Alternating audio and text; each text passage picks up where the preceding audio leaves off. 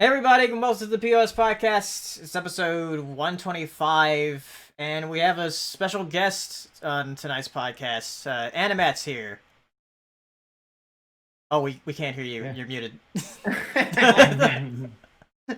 Well, thanks. What a great start. Start over. All right, so hey everybody. I know I'm in a little bit of a different environment, but no, it's definitely great to be here. I'm ready for some fun that we're gonna have. Yeah, there's a lot of stuff to talk about because there's a lot of news that came out even just today. So it's gonna be fun. But how you been? Actually, well, I just came back from having family over, so today was a bit of a nice time. So at least now I can just go unwind and have a moment to talk about some tunes with you guys. Yeah. Jax, what about you? I'm just working on videos. Yeah, just. I know you're doing like that big TMNT thing. Yeah, it's so fucking hard to get clips for. Like that's like Yeah. because I keep doing like tests to make sure they don't get picked up by Viacom because they are motherfuckers. And but yeah, it's super fun. Like I had like it's like a massive, and it's just like it's taking forever just because the clip thing. Like so far, like everything else is just like I got you. It's just the clips are just like what can I use? Because before I used to just get gifts from Tumblr, but Tumblr's being a bitch with their shit. So Yeah. that's it. And Saber, I know you've been working a lot on the VeggieTales video, and yeah, you have those puppets that you got from eBay. Yep, I'm working on it. It's gonna be over an hour long video, and Yeah. Oh, dang. Nice. yeah. So it's feature length now. Maybe I can get this on Netflix. Cucumber length. Yeah, right. It's coming along. At this point, like it's passed off to Henry, my editor, and it's the first time he's edited a video for me. And I'm like, cool, here's my magnum opus. Good luck. So Wow. but yeah, he was aiming for this Friday, and I'm like, nah, we'll push it back to next Friday. Let's not rush this out. We're so close. So yeah, not this Friday, next Friday. Instead, this Friday, I'm gonna be talking about the nightmarish movie called The Donkey King. Yeah, I watched Wait. that with you. It's so weird. Yep. Yeah, I recorded that Posted a earlier. clip. Yeah, I remember you posted a clip on Twitter. It's like all the donkeys randomly singing like, what was Watch it? the Like, clothes, your watch the clothes, watch the clothes. Watch the clothes. So when I was recording, I'm like, these are the best lyrics. Washing the clothes, washing the clothes, washing the clothes, washing the clothes. And when I was doing that, I'm like, oh, I sound like Ben Shapiro when he was like, There are whores in this house. There's whores in this house. There's whores in this house. There's whores in this house. There's whores in this house. This There's house. whores in this house. There is whores in this house. And if you say anything else, it's completely misogynistic. My Yeah. wife told me they're supposed to be dry. My God, if that people were pointing out online where it's like that's one of the biggest self-owns of all time. Like, holy shit, that's embarrassing. Oh yeah. They're supposed to be dry. It's like, oh, Ben. Oh, God. Ben, dude, you just fucking shot yourself on the foot. Like, Oh, damn. Speaking of pussies, I picked up my cat from the vet earlier. That's a good one, man. That's good. All right.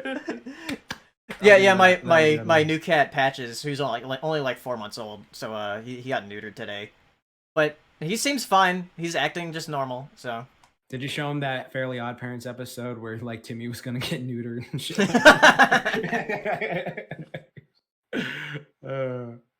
yeah. Hmm. But anyway, I guess we can move on to topics and stuff. I'm not sure how much we can cover because there was a lot of stuff. But Let's go for it. Let's just go for it. Since it's very new, I guess we'll start with it. Let's talk about the Powerpuff Girls thing.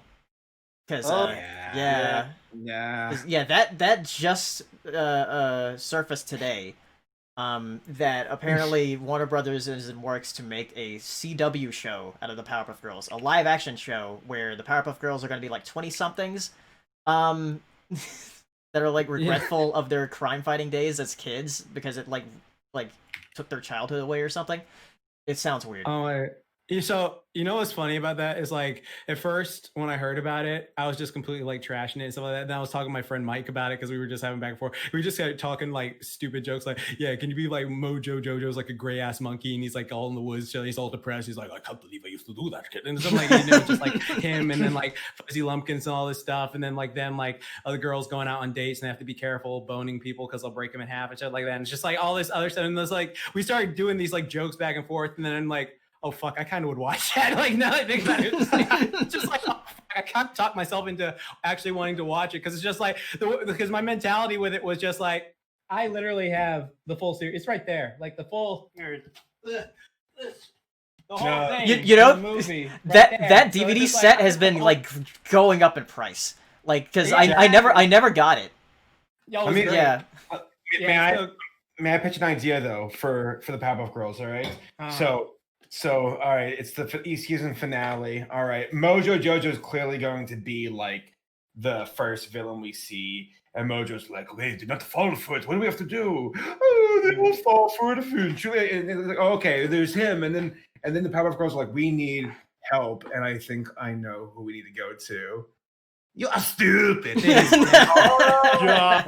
fucking Dexter's Lab. Something else because Dexter was a serial killer. They could get the guy who played Dexter to be Dexter. Oh, surprise! That's some big brain shit right there. So we got Dexter, Powerpuff Girls. I mean, who else could it potentially fit in the Cartoon Network expanded universe? You know what's funny? Is like Dexter in the show, the serial killer Dexter, he had a sister named Debbie, so you could just cast her to be Dee Dee, and it's just like it would fit so well. You know what? They could do like a whole Riverdale thing, but call it like the cul-de-sac, and it's the Ed, and Eddie characters.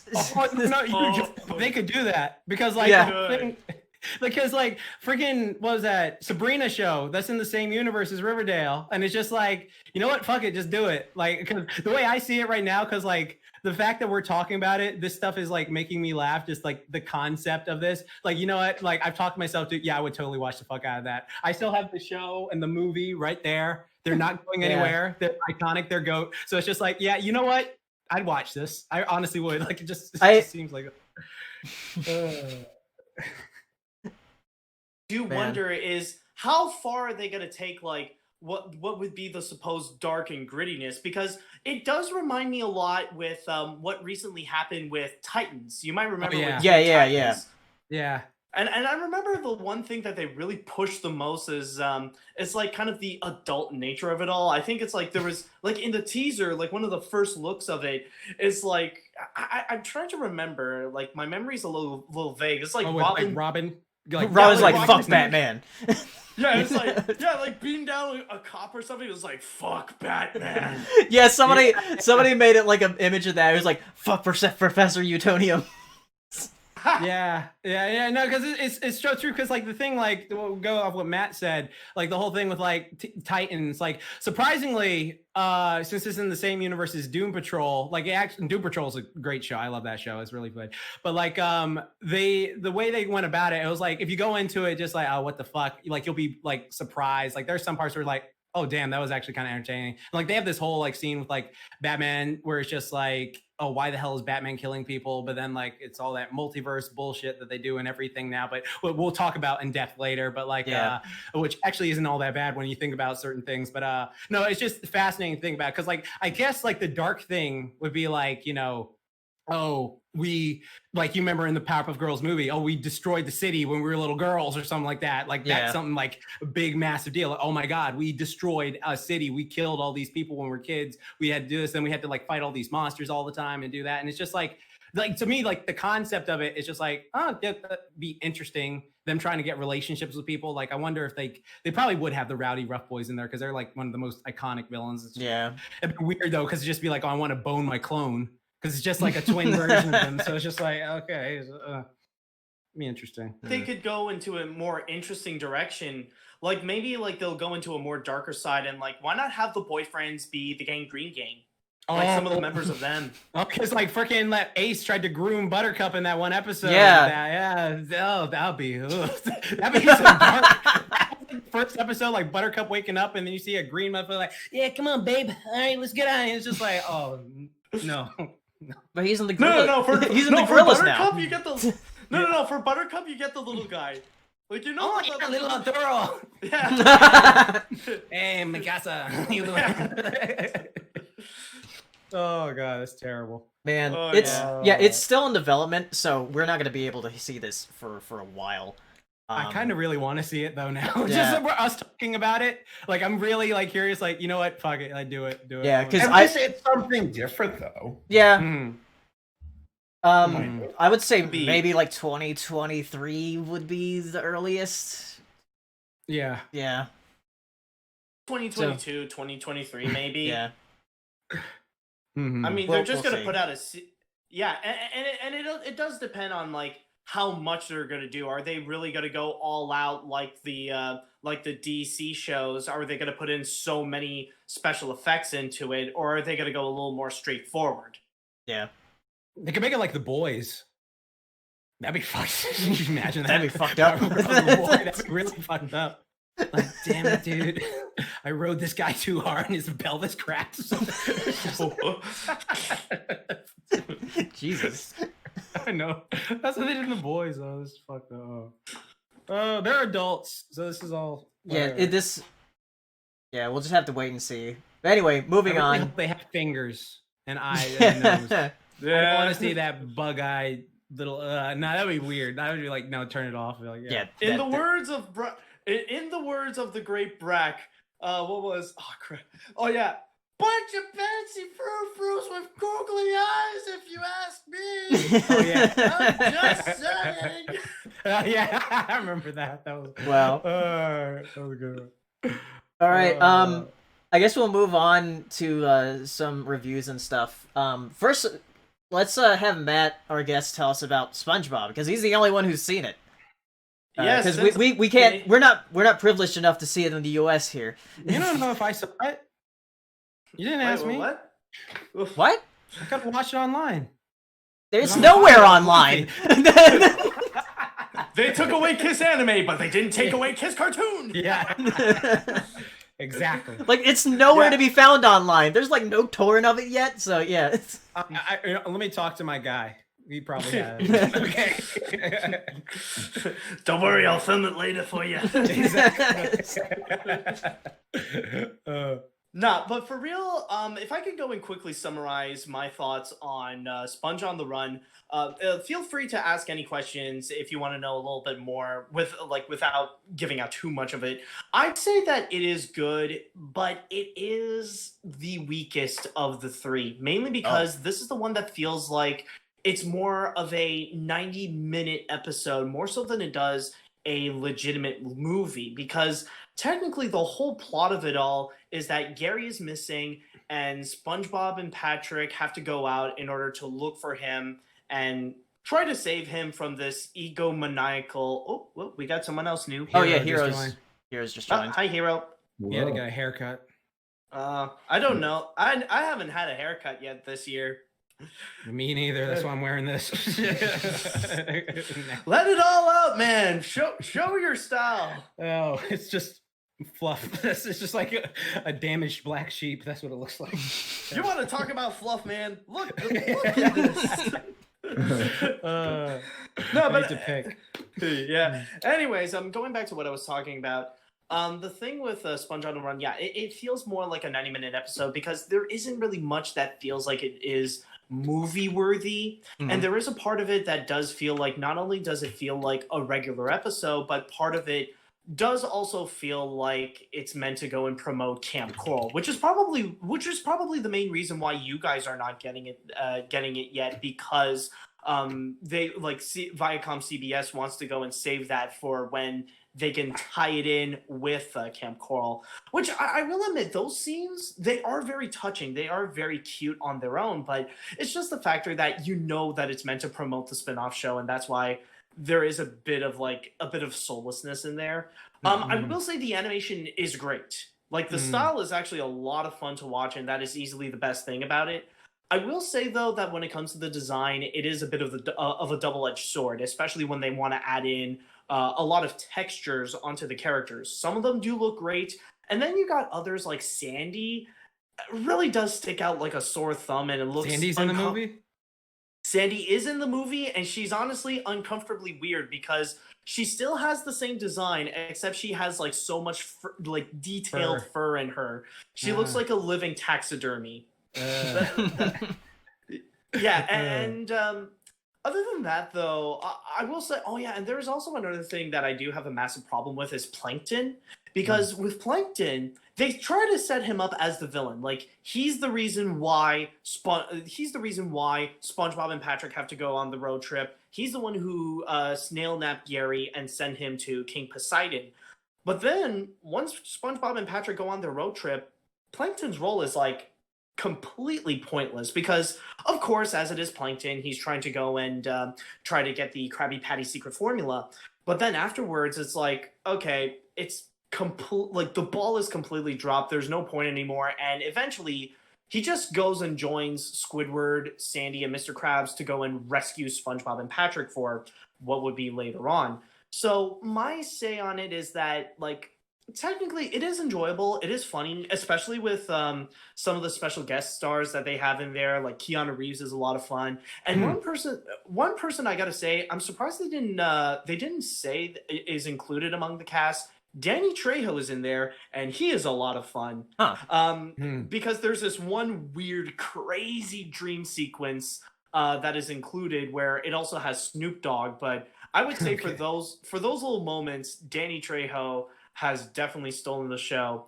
But I will say that there is no rush to go and see it. I'm not going to say that, I'm not saying it's not worth it to watch it, but there's no rush. You don't need to go and immediately go and either pirate it, or you could just wait until it's available either on streaming services, rather it be on Netflix or CBS All Access, depending on where you are. And don't expect the same kind of expectations that you would have for the SpongeBob movie or Sponge Out of Water.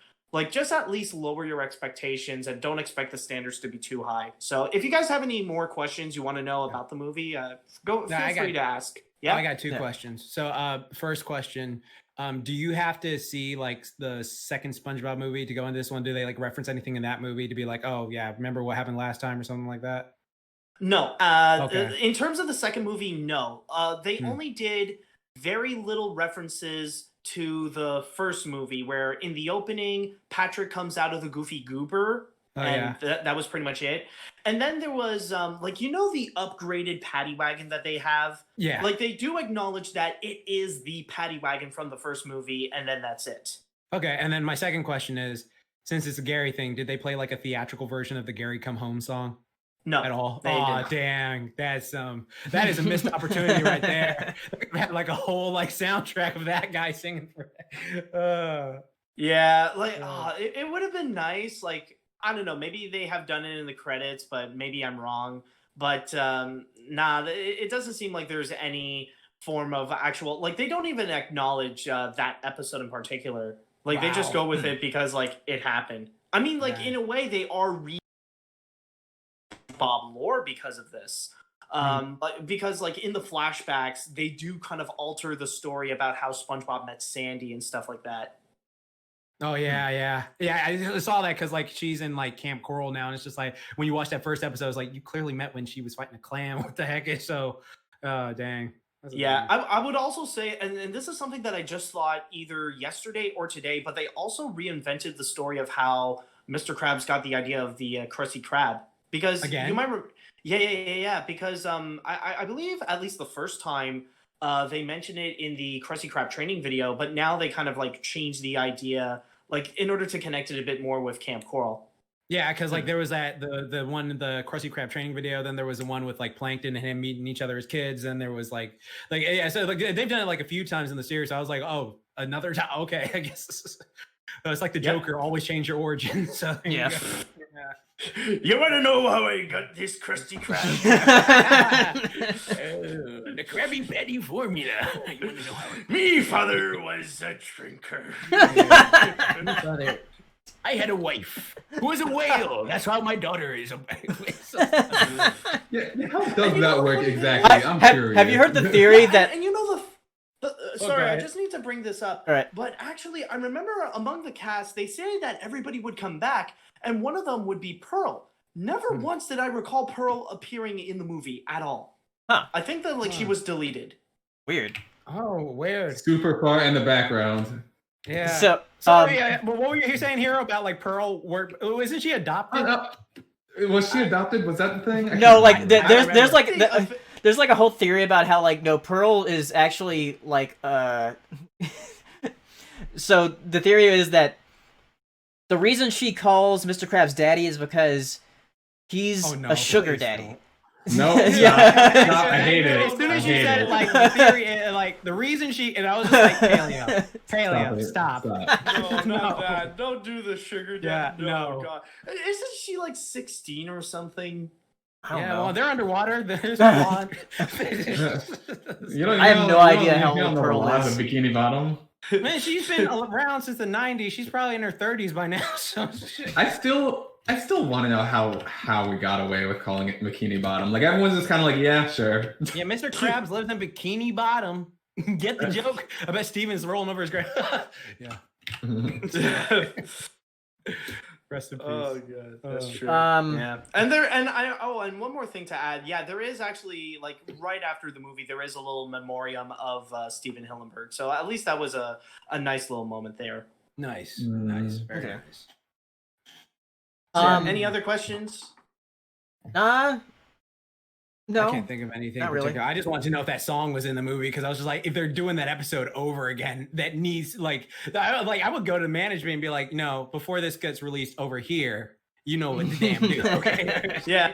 Well, I mean, technically, like in its place, you can have there's this there's a new version by Agua of like the theme song. Like the guy took the main theme of SpongeBob. Or at least the ending bit of like and like turn it into this reggaeton song.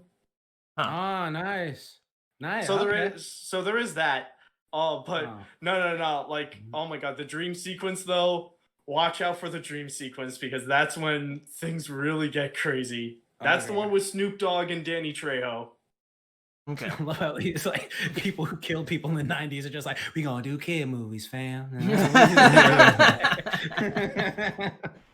Oh, trust me. I think the 90s movies, what they were doing makes more sense than that because I'm just going to say you know what? Screw it. I am going to say this. The dream sequence will include pirate cowboy zombies. Okay. Okay.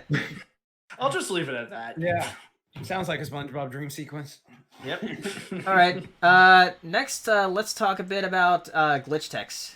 Because that hits its second season, and also it's also kind of like with Infinity Train and how like isn't it like the staff, some of the staff are having trouble and they're having trouble like getting renewed. Is it Nickelodeon being a dick again? Probably. Yeah, probably.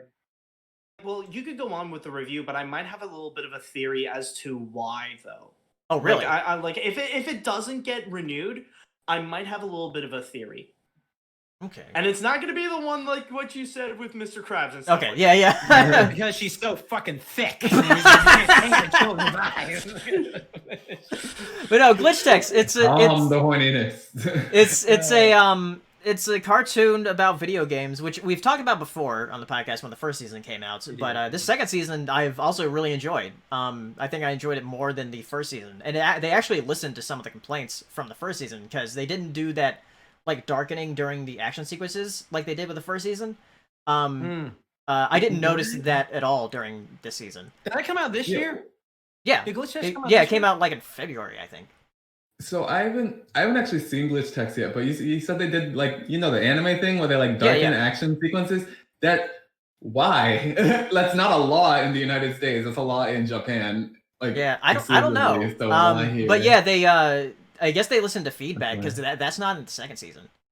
So is it like because people get seizures or something? Is that that's what I would assume. You remember that Pokemon episode with the Porygon with the seizure thing? Like it caused the dynamite. Yeah, that's why like in My Hero Academia when you have the action sequences, like it just darkens the screen a bit. Yeah.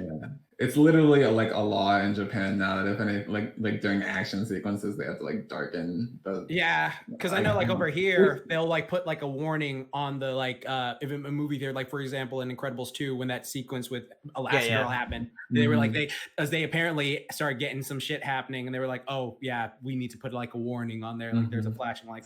So thanks Pokemon, it's your fault. Yeah, that Spider-Verse. I remember Spider-Verse getting the same thing.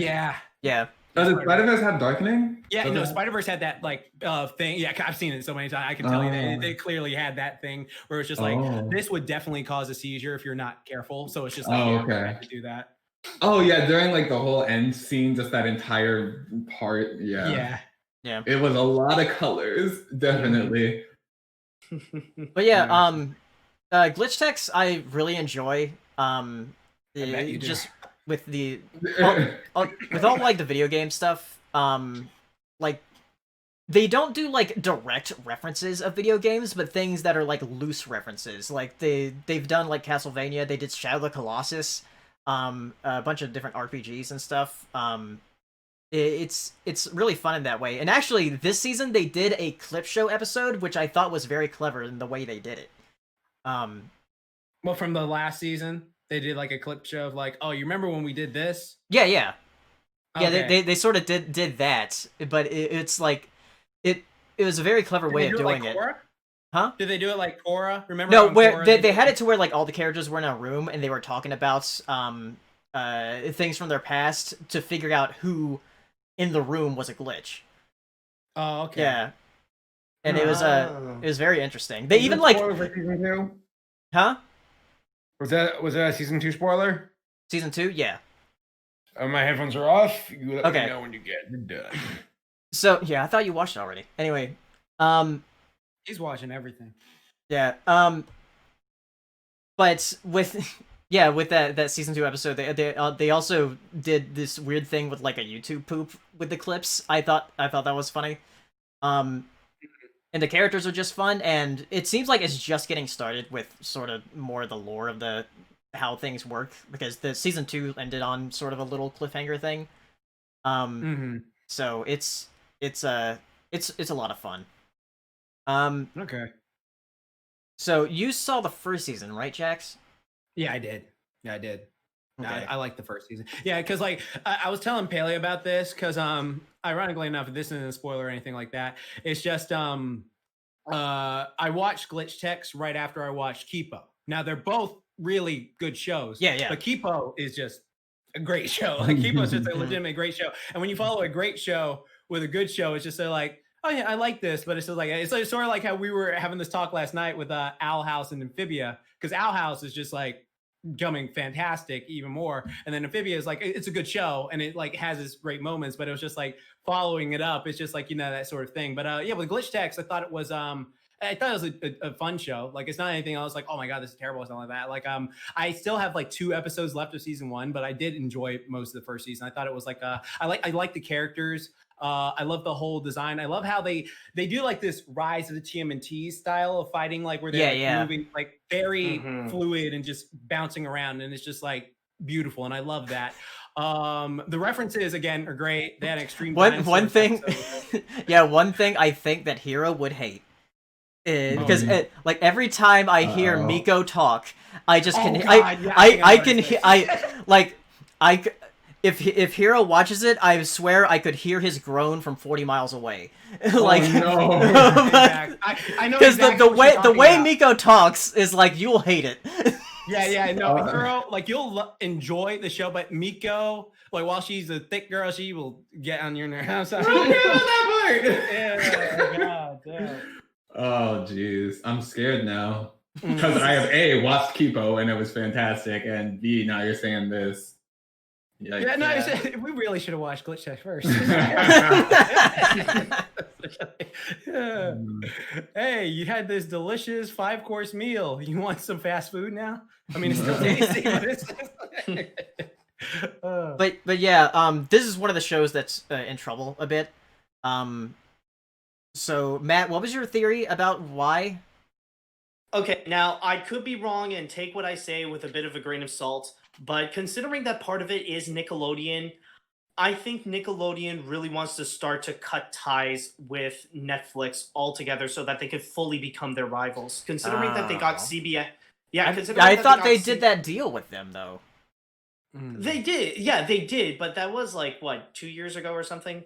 Like Okay. I know I could be wrong, especially like when they do still have some stuff like the live action Avatar series that they have coming up. But there is still a part of me that does feel like maybe they want to start distancing from Netflix and want to go and focus a lot more on CBS All Access to grow that as their own major their major streaming service that they want to cater more to CBS All Access instead of fueling something like instead of fueling Netflix more. Like I know they had some movies that they announced that they want to do, like the Loud House movie and a Rise of the TMNT movie, but it's been a long time since we've heard about them.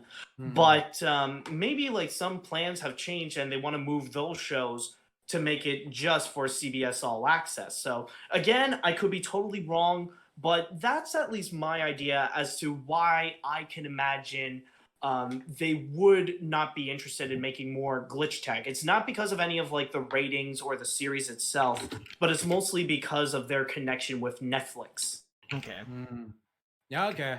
Yeah, that's unfortunate because for the kind of show that glitch tech is, it's weird because it's something that I honestly I could see on TV, but also can't at the same time, just because I don't know. I'm not used to seeing a show so like ingrained in video games and stuff be on TV. Well, you never watched the Mario show growing up in the 90s? What? The good old Mario show. Like I mean like sort of like about it. It's hard to explain. Anyway. Oh no, you mean like a show that is about video games, but the characters like are referencing video games. Like it's not like niche or something like that. Yeah, I can't right off the top of my head. Like I know I've probably seen some, but I can't like just go boom right off the top of my head. Like yeah, like you can't see another Captain N appear nowadays. Yeah, because exactly. Yeah.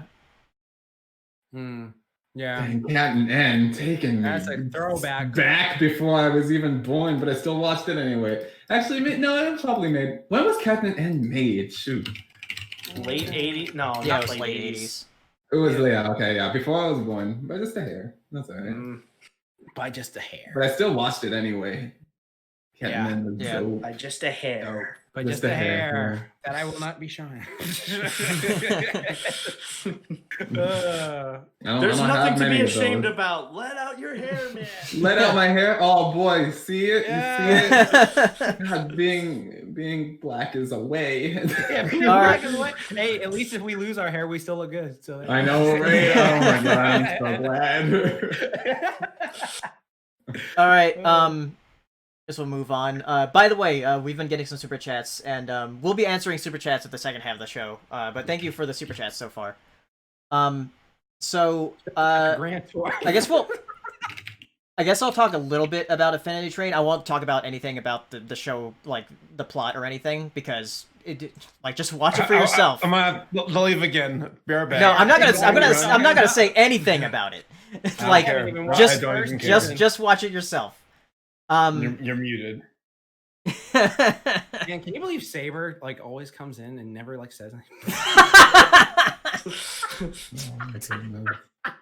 I mean, he's got the puppets now. Might as well replace him with one of them. Yeah. But yeah, in season 2 and 3 of Infinity, season 1 of Infinity Train was great. Season 2 actually thing was it? Season 2 even better. Season 3, what the hell is happening? So yeah, it's a great show. I love it.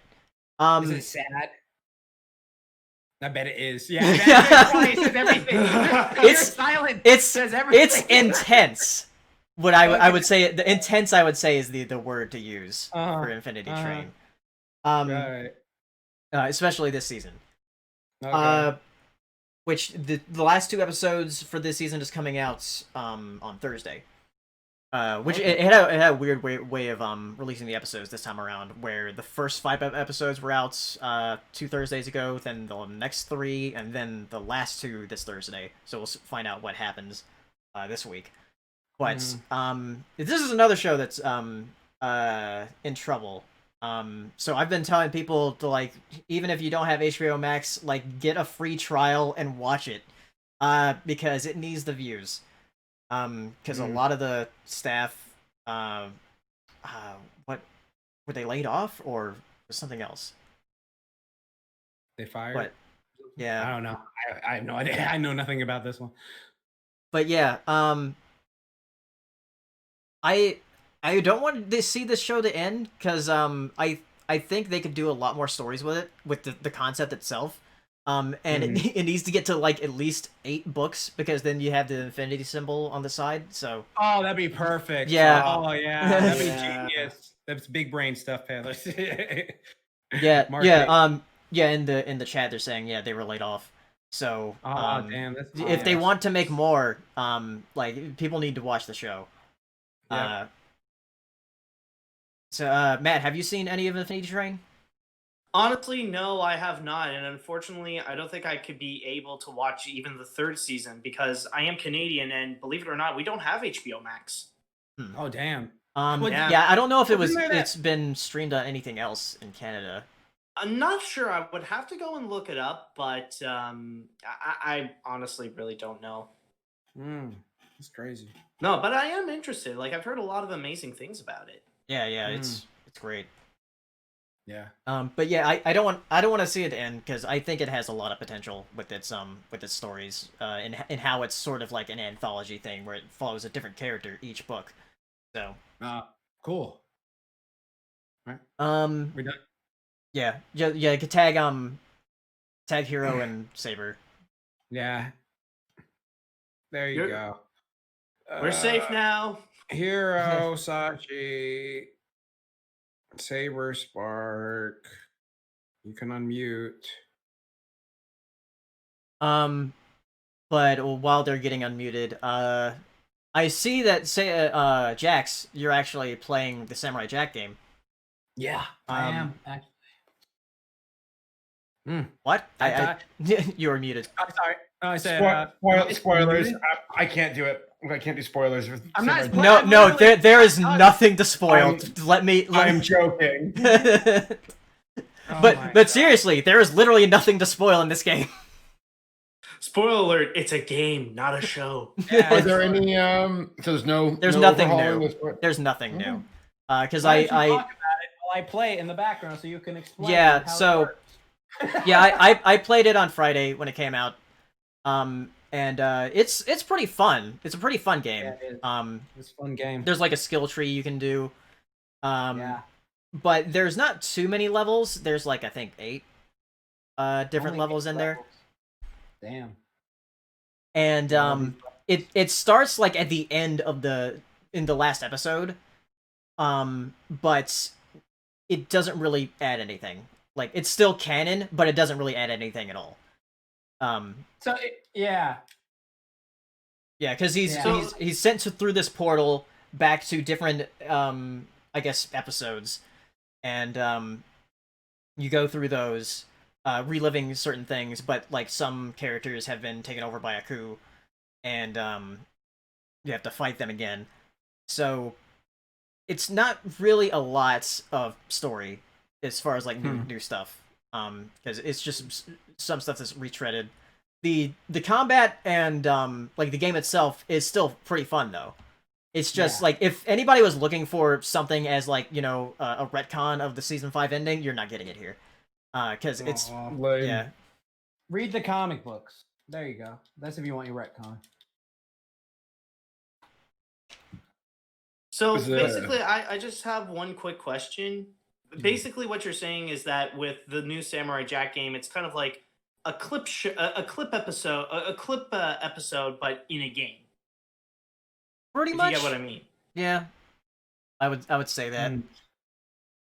Mm-hmm. And I think like 3 of the levels are from season 5, and the rest of them are from the other seasons. Yeah, so you get like a good throwback for like playing things like, oh yeah, I remember those guys.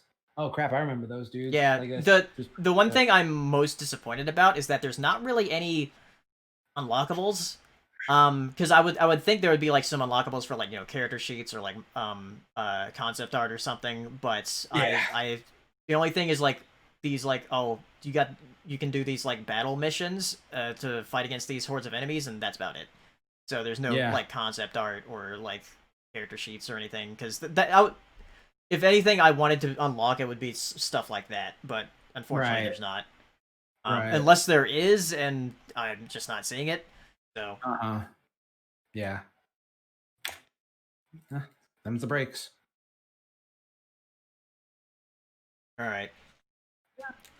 So let's talk a bit about another game I actually played, which I had more fun with Samurai Jack than I did with this game. The new Battletoads, because I saw a lot of people sort of judging the trailer before it came out.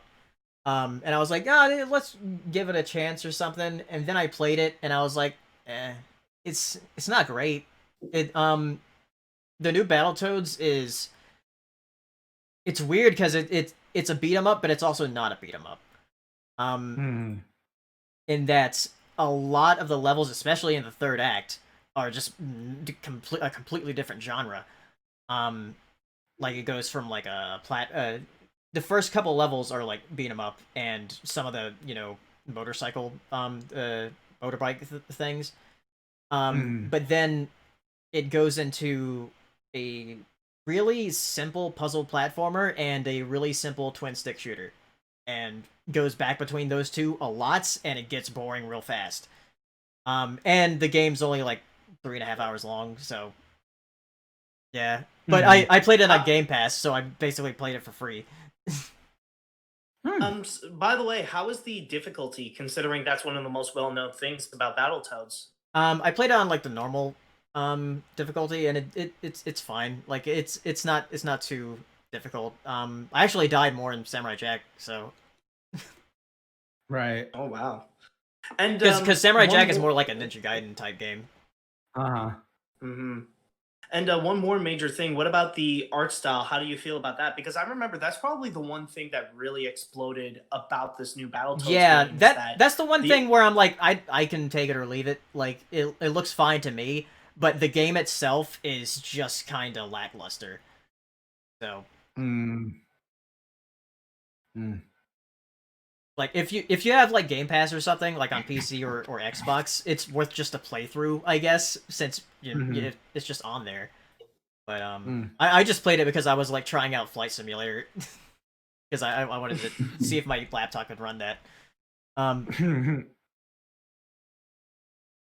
Alright.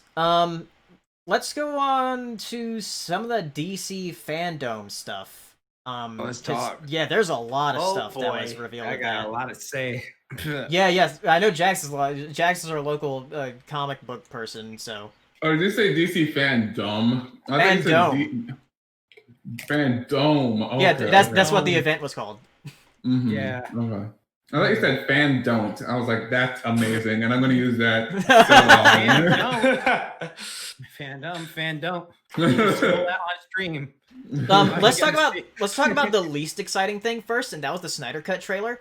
Wow, that's a take. Okay, it's the Snyder taking back. But it's for grown-ups. Yeah, we're superheroes, bruh. Yeah, calm the fuck down. I got my Superman pajamas on right now. Yeah, that whole thing with Snyder on Twitter was crazy. Because it's like because again, like he went through something horrible, so I'm not gonna like go on, but it's just like, dude, just like relax, all right, take your loss. Seriously, just take the loss and get on with it. Because like the thing I just am most shocked with this DC thing is just like, okay, first off, it's sort of like, oh, where's the DC? Because like freaking Pele, you used to mention this all the time, where it's just like people would not shut up about the Snyder Cut, and it's just like, so you just hounded them to make it, and then it's just like, okay, fine, I guess we'll make this crap, and it's like, okay, and then like he was just like, oh yeah, I got that. oh, I need to go film like all this other stuff. Can I film this, please? I'm sorry, I really need you. Ben, I know you're like drunk on Jack in the Box right now, but I need you to come on, please, just help me. And it's just like that guy was so like, I feel so bad for Ben Affleck because he was just like out of it. He was done. Like that movie, like being Batman, like stressed him the fuck out, like put him in the state. We're just like, oh, I'm so sorry for that. You do just you take your time and relax. But like going back to do this, and like with this DC thing, like one of the biggest things, like I'm just not looking forward to at all. It's just like, okay, so they show like Darkseid in it. And the thing that sucks is like, everyone knows like Darkseid is like the big bad of DC, like one of the biggest bads of DC. Like everyone knows, and like you wouldn't have Thanos without Darkseid. And so like all these like freaking like casual film goers, as Hero would say, since I can't say like the mean stuff. So it would be like, whatever you want. So, like, but they would just be like, oh, who is this Thanos ripoff? And it's just like, I know if I'm in the theater, I'd be like, bitch, I know you did not just say that about Darkseid. Like, do I have to like bring up all this stuff? So like, that's the only thing that stinks me, because like, even if it's, you know,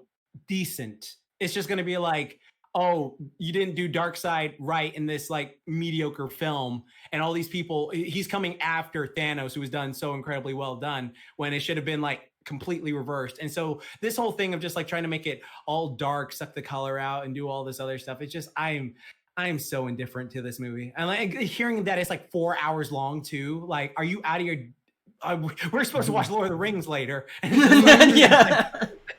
I think the plan though is that they're gonna cut them up into it's gonna be like an episode. I think. Okay. Yeah, it's gonna be like 4 episodes. 4 1 hour episodes. Mm-hmm. That you're probably going to watch all in one day, so it's going to be a 4-hour movie if they come. And most likely, a lot of it is going to be the same thing that you saw in theaters, anyways. Exactly. Oh, it's just I'm so indifferent to that. It's just like, dude, I don't care about like how you do this, because I mean, like I'll say this, like Man of Steel, I enjoyed the fight scenes. Batman v Superman, I fucking hate it so much. And then like just Justice League, I just went in like, it was a movie. I mean, I didn't hate it. I didn't leave the theater angry like I did with BVS. So that's a accomplishment, I guess. So with this, I'm just like, Zach, dude, come on now. Just like, I just want just rest. Let it rest. Come on. But we're talking about other stuff later, but I'll talk about on that later. Yeah. I think really it's just like the whole fandom of the Snyder Cut really got to his head. And it's like, it's starting to be at the point where where he's behaving much like the fans to please them more so than behaving responsibly per se. Yeah. All right. Yeah, pretty much. I guess we can talk about Batman. Yes. Robert Pattinson's Batman. Yes. I'm glad he started off that trailer with him. Well, not didn't start off with like him beating that dude. Yeah, beating up a nostalgia critic. Yeah, beating up Duff Walker's ass. Oh my god. Yeah, I saw somebody post on Twitter with that. It's great. Oh my god. You didn't watch it? Watch it now, Saber. I'm gonna take it. Watch it now. Watch it now, boy. It's so worth it. It's only 2 minutes. Like 2 minutes. Like 2 minutes. You see me mouthing the stuff. I know you see it. I want to go in blind, sucker. You didn't even care about this. Whatever. Yeah, you care about Batman? I never knew like Saber cared about Batman. You care about All right, guys, it could be a teaser for like what ruined Batman. Okay, you know? I care about Robert Pattinson. Okay, whatever. All right, so anyways, let's talk about this. He does love the lighthouse, so yeah, he does love the lighthouse. Yeah.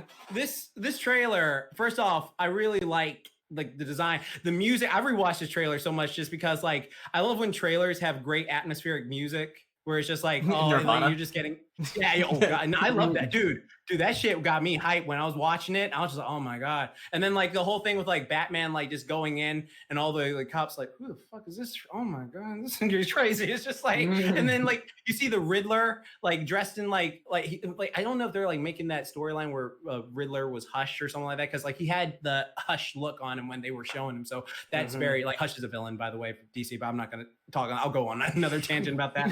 But like I was one of those people when I saw the trailer, when I saw like the behind the scene clips, I was just like, okay, it looks all right. I mean, I'm not digging the suit, whatever. Like it's not doing it for me. And then he's saying he doesn't want to work out, whatever. I can't see it. But then like just watching this trailer, I love the design. I love the aesthetic. I love like the callbacks, like freaking Colin Farrell as Penguin. Had no idea that was him. Okay, it's just like that was good as him and the Penguin. The design of like the suits, like I love the fact that this is one thing I want to give props to. I love the fact that they actually show his like guy makeup, his eye makeup on his eyes. Yeah. Because like every other Batman movie, like you watch it, like you can go watch like the past ones, like it's like, okay, you clearly see it. You clearly see it on. Take the mask off. Oh, it's magically gone. Where'd it go? And it's just like, no, you paint your eyes, dude. Don't hide it. All right. And so it's just, oh my God. Like, that was, I love that they had that, like that whole emo going thing, I guess, but it fits because it's Bruce looking like the Crow. But yeah, I'm super excited for this. I'm super, super excited for this. Yeah. I would say the same thing. I'm highly anticipating for this one, especially considering that this is from the director, I believe, Matt Gaze. Is that Matt Reeves? Matt Reeves. Okay, I apologize for that. No. Matt Reeves, I'm a huge fan of, especially in the last decade.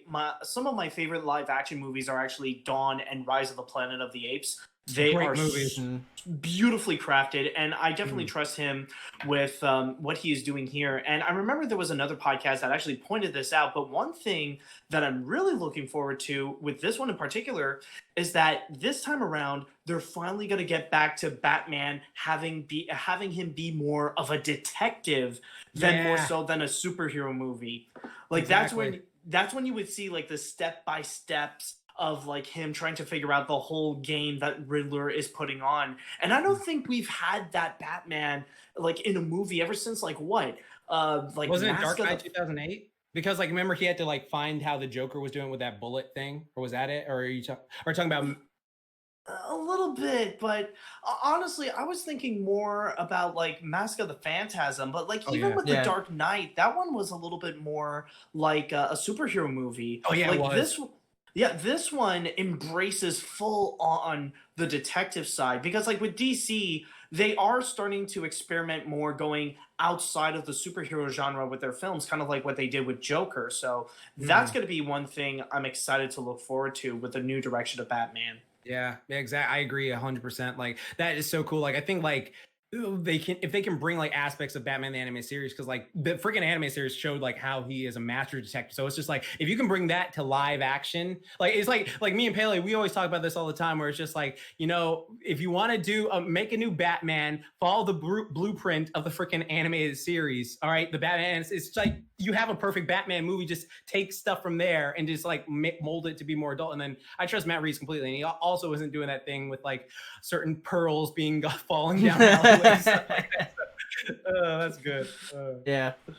But we need to know what happened to his parents. I forgot. How do I know it's a Batman movie if I don't know see his parents die?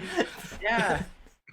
And just be like that out-of-pocket scene from Teen Titans Go to the Movies. I knew someone was gonna bring it up. Oh yeah, Hero That is probably the best. That's probably the best recent take of it. I'm sorry. Yeah, that is the best. Yeah, that's hilarious.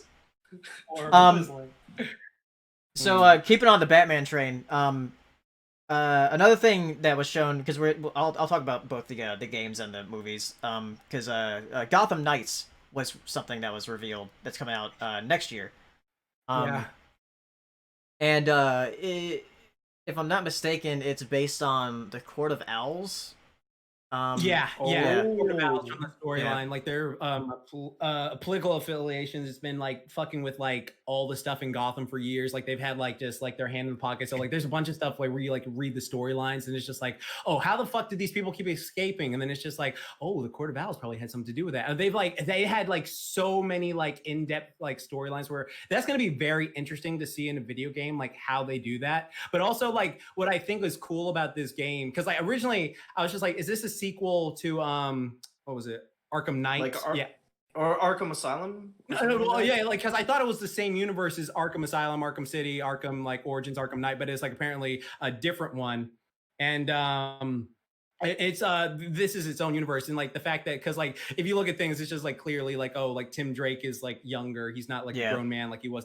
And then I'm really curious how they're going to like do the gameplay if it's like just the exact same thing, because I know like watching the gameplay footage, it looks like it's just going to be like you fight like the Arkham games, and just with all the other characters. So you get like Red Hood, Nightwing, Robin, Batgirl, and stuff like that. So that's going to be really cool. And then hopefully you get like, you know, like different like finishers as well. Cause like that was what the cool things about it was, like you could do all these combos and then finish them however you could. And then like they had these little side missions where you got to play as like Batgirl and freaking like Red Hood and stuff like that. And like Red Hood, like Batman always like puts people in a coma when he knocks them out because he's freaking Batman. So like Red Hood is just like pop them. So that's going to be super fun to play through. That's going to be so fun. And that comes out next year, and it's only on next gen stuff, so that'll be fun. Yeah, that's gonna be awesome. And then fun. No, you gotta spend more money to play it. Yeah. That'll be fun. Next thing, let's talk about Suicide Squad stuff. First, let's talk about the trailer for the movie. Yeah. Because this is James Gunn's next project, and that's gonna be good. Yeah, because he's done the Guardians of the Galaxies. Yeah, can't wait to see what he does with King Shark. Yeah, which honestly I like the design in the movie better than the design they showed in the game. Way better. Yeah. One of the movies adorable. It's like, hey, I'll bite your head off. But yeah. So, like you've been watching like the Harley Quinn show, so if they had some voice like that or the same voice actor, I would cry. I would laugh my ass off every time. Yes. Yo, man, come on now, Harley. Let's go over and buy this dude's head off. I'm kidding. It's gonna be good. I can't wait. But yeah, I'm surprised at how many characters they're putting in there. Like, it's a ton. You know why they're putting that many in there? Because it's called Suicide Squad. They're gonna kill a lot of them.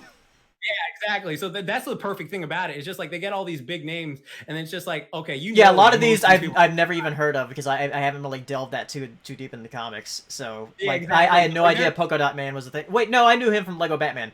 Yeah, because like, there's like all these cool things where it's just like, oh, that's a cool little character, but like if you like read the comics and you just know like, yeah, this motherfucker's. When are we gonna see Orca in a movie? Oh, God, dude, that'll be dope. They could probably put him in the next one. Oh, God, that'd be so cool. Stupid question. Is there going to be Condiment King? Oh, God, that'd be hilarious. Cameo. That'd be a great cameo if they put Condiment King in there. Like, that would be just like, you know what? James Gunn could probably do it, too, because he put freaking Howard the Duck and freaking Guardians 2. That is true. Yeah. When did Condiment Man, like, come into play? I only know him from Lego Batman. Like, when did he actually appear? He's been in the animated series before. Yeah, he was talking about Batman. He was just like, I didn't know you could catch up to me so fast. And Batman was like, bitch. And he just Batman was just walking up to him. It's like, no. he was a joke even then. Yeah, he was a joke. Okay. He's not like a freaking serial killer villain like Calendar Man or something like that, where they can do things where they make him either serious or jokey. Oh yeah, you're right, Ryan. Orca was in Lego Batman. Oh yeah, he was. Yeah, there you go. Yeah. That's But yeah, I'm super excited for this. Like, all the characters look pretty solid. Like, Shane, I feel bad for Will Smith because it's just like, oh man, you couldn't be in the solo one. You were like the best part of the first one. Like, so it's just like you and Harley were the best part. So it's just like, oh, Will, I'm sorry, man. Just ain't your year, bro. I'm sorry. What was I don't mean this in a mean way. I'm dead serious. What was the last good movie Will Smith was in? I forget. Independence Day. It was Independence Day. Wow. Wait, hold on. Oh, I wouldn't say that far. You didn't like Bitch? What about Bitch? You didn't like what about I Am Legend? I Am Legend. Which one's later? I Am Legend or Hitch? I Am Legend is like 2008. So yeah. I don't dislike I Am Legend at all. I thought it was 2005. 2000s. No, it was either 2007 or 2008 because I remember. Yeah, it was 7 or 8 maybe. Yeah. Yeah. Okay. It was 7 or 8 because I was in like a junior. Because that was the first time. This is sad. I had friends, so I actually went to a movie with friends, and so like it was around 2007 and 8. So yeah, it was one of those. Oh yeah, Nathaniel brought up Hancock. Hancock, yeah. But people were mixed on Hancock. Yeah, like they just like, oh, that was a. I mean, but anyway, it's all right. Yeah, John Cena's gonna be in this movie too as Yeah, he's gonna. What is it? What is Peacemaker? Yeah. You're a dumbass. Oh god, that's gonna be funny. I can't wait to see his ass. Like, I'm pretty sure he's gonna be one of the ones that gets popped up. But yeah, that's gonna be hilarious. Like, I can't wait. Yeah. But yeah, this Suicide Squad, I trust James Gunn, so I'm like, okay, you go. Mm-hmm. So in another game, this is when the one that's actually being developed by Rocksteady, who did the Arkham games, or at least the first two. They a Suicide Squad game called the Suicide Squad Kill the Justice League. Yeah, fucking again with that fucking stuff. Oh my god. No, like honestly, I've seen the storyline how many goddamn times? Like it's just like, oh, Superman's evil. Like I don't remember the last. But time have you seen it in a game? Yes, Injustice. No, because the thing is, like, when you watch like Superman the animated series and Justice League and all that other stuff, and like you read, like as a matter of fact, they actually had a solid Superman movie come out. It was an anime movie, Superman Man of Tomorrow, and they brought back his good old himbo nature. Even though Superman is, he's like, I like him when he's a himbo. I like when he's just like freaking Hercules from the Disney Channel and stuff like that, or freaking like just trying to be a good guy. Because like if you love All Might, then you love Superman at his best. Because like that's basically what All Might is based off of in My Hero Academia. And it's just like they keep making him like, oh, I'm evil, I'm brainwashed, I'm like controlled, and it's just like I just want to see you as a good person again. All right, good person. Remember when people liked you? Yes, it's just so sad because like people are like, oh, Superman's boring and stuff like that. And then I said this in a video recently where I was just like, if you don't like Superman, I ask you this: have you seen Superman the animated series? And then they go no, and then they usually watch it, and then they're like, oh man, I love him in that series. So I was like, yeah, because it's Superman in the animated series and in the Justice League cartoon are great. They're phenomenal. Mm-hmm. And then like, you know, some people are like, I did see Superman in the anime series and I still hate him anyways. And then I test him like, oh, well, you don't remember this episode? That was kind of a big deal. Well, you remember this episode? That was like a pretty big deal for you. I mean, you can't just forget that. Well, I haven't seen it since I was kids. Rewatch as an adult. Like you can enjoy there's a lot of great stuff in that series. And I'm just like, this should be the blueprint for every Superman. But I'm just so tired of Superman being evil. Like I just want to see my boy be a good old himbo again. Just like, yeah. Made Bizarro in the first place to have an evil Superman. Exactly. Now we got Homelander. Yeah, you got Homelander in the boys. But yeah, we'll see how that, because that game doesn't come out until like 2022, so that's gonna be a while. That's not a real year. I don't believe it. It's been a while. It's not. They'll say in the next E3. Yeah.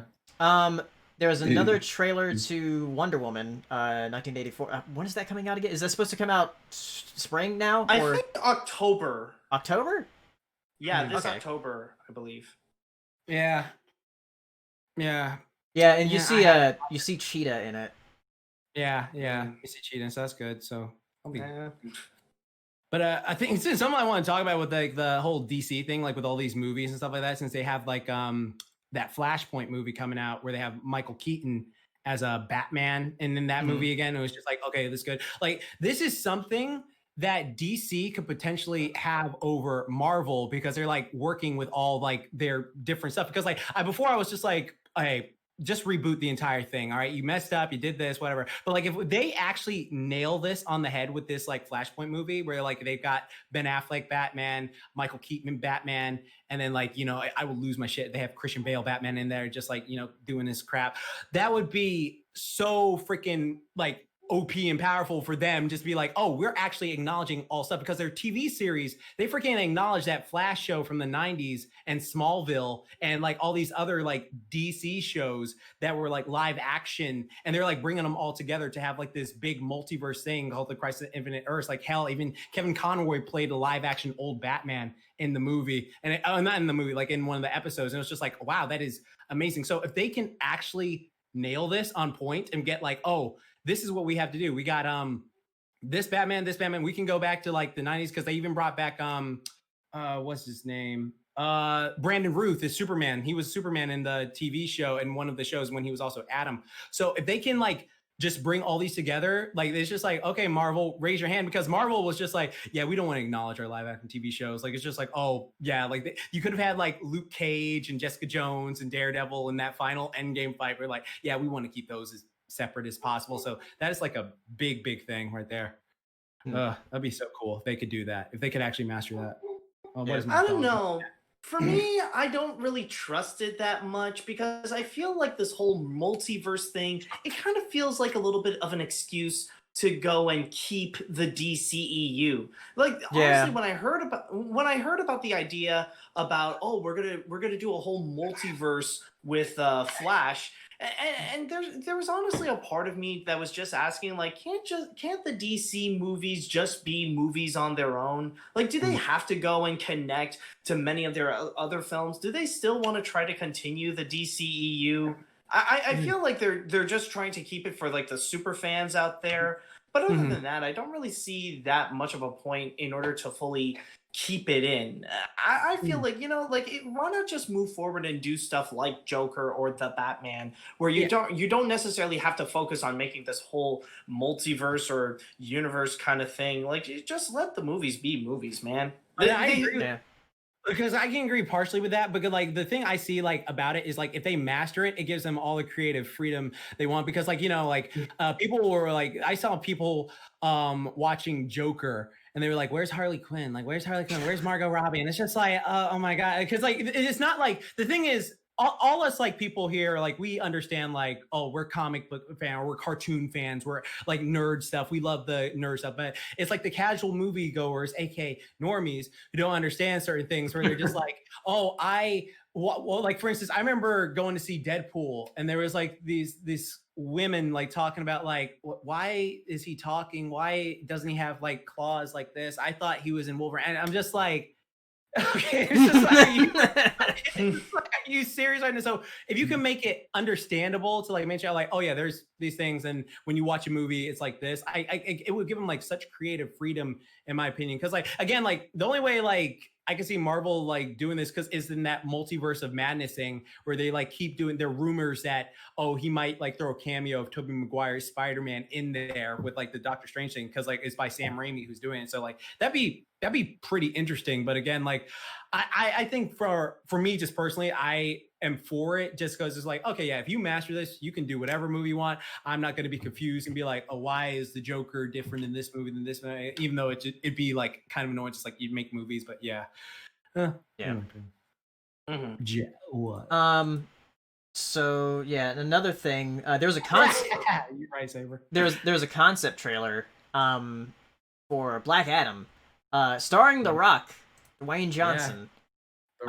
So it's just a concept trailer, not like a regular trailer. So this one's probably a lot farther off than the other movies. Yeah. I don't know much about Black Adam, but when I saw the suit, I was like, is that the Shazam thing? Is that related to Shazam? Yeah, he's a antagonist of Shazam. But like, what I'm curious about, because I haven't read Black Adam comics in like a while. Like for me, I just remember him being like a villain who antagonized Shazam, who had the same power and stuff like that. But apparently they switched it up, like because even in that modern Shazam movie, it was based very much on like New 52 rules and stuff like that. And I was like, oh, that's interesting. But like the way Dwayne Johnson is saying like, oh, he's an anti-hero and he's like brutal and he's doing all that stuff. So I didn't read when he became an anti-hero. To me, it was just like, you were a motherfucker, okay? Like that's how I saw you, like just a freaking villain. So I'm curious how they're gonna go about like doing this storyline with him, because like The Rock, yeah, he fits Black Adam perfectly, just size, demeanor, just he doesn't have that Vegeta like freaking Widow's Peak, but anything like that. But I'm interested to see what they do with it. Like that, it's not anything that I'm like, oh wow, but it's like The Rock, and he's probably going to be The Rock again, like he is in every other movie. Just I'm the bad Rock now. I'm the Scorpion King again, but I've got. Oh god. Let's hope the CGI is better this time. Oh yeah. Oh my god. Well, to its credit, to the credit of Black Adam, at least they're not going to pretend that he has hair. Yeah. Yeah, exactly. Oh, yeah, there you go. Man, like, yeah, The Rock in a wig. Well, he wore a wig in freaking, what was that? Wasn't it Hercules or something like that? And it's just, oh god, I didn't see that. Oh wow, no. yeah. It's been a while since I saw that, but I think like he just had some kind of animal on his head. I think it was just that.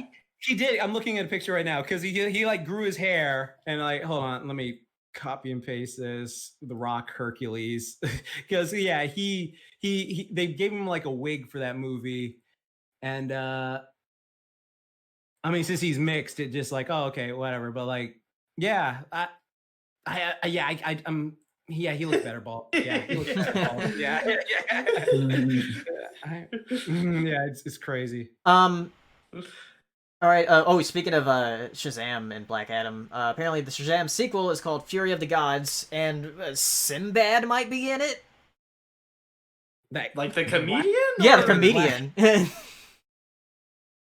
Because I learned this from Jim, actually. Apparently, some people had like this Mandela effect of like thinking Sinbad was in a movie called Shazam in the 90s, but then they're actually thinking of Kazam. With Shaq. Yeah. That's so weird. Yeah, right? Sinbad, you were in that movie called Shazam. What the fuck are you talking? Sinbad, you were in jail in South Africa, right? Oh god, that's so bizarre. That is weird.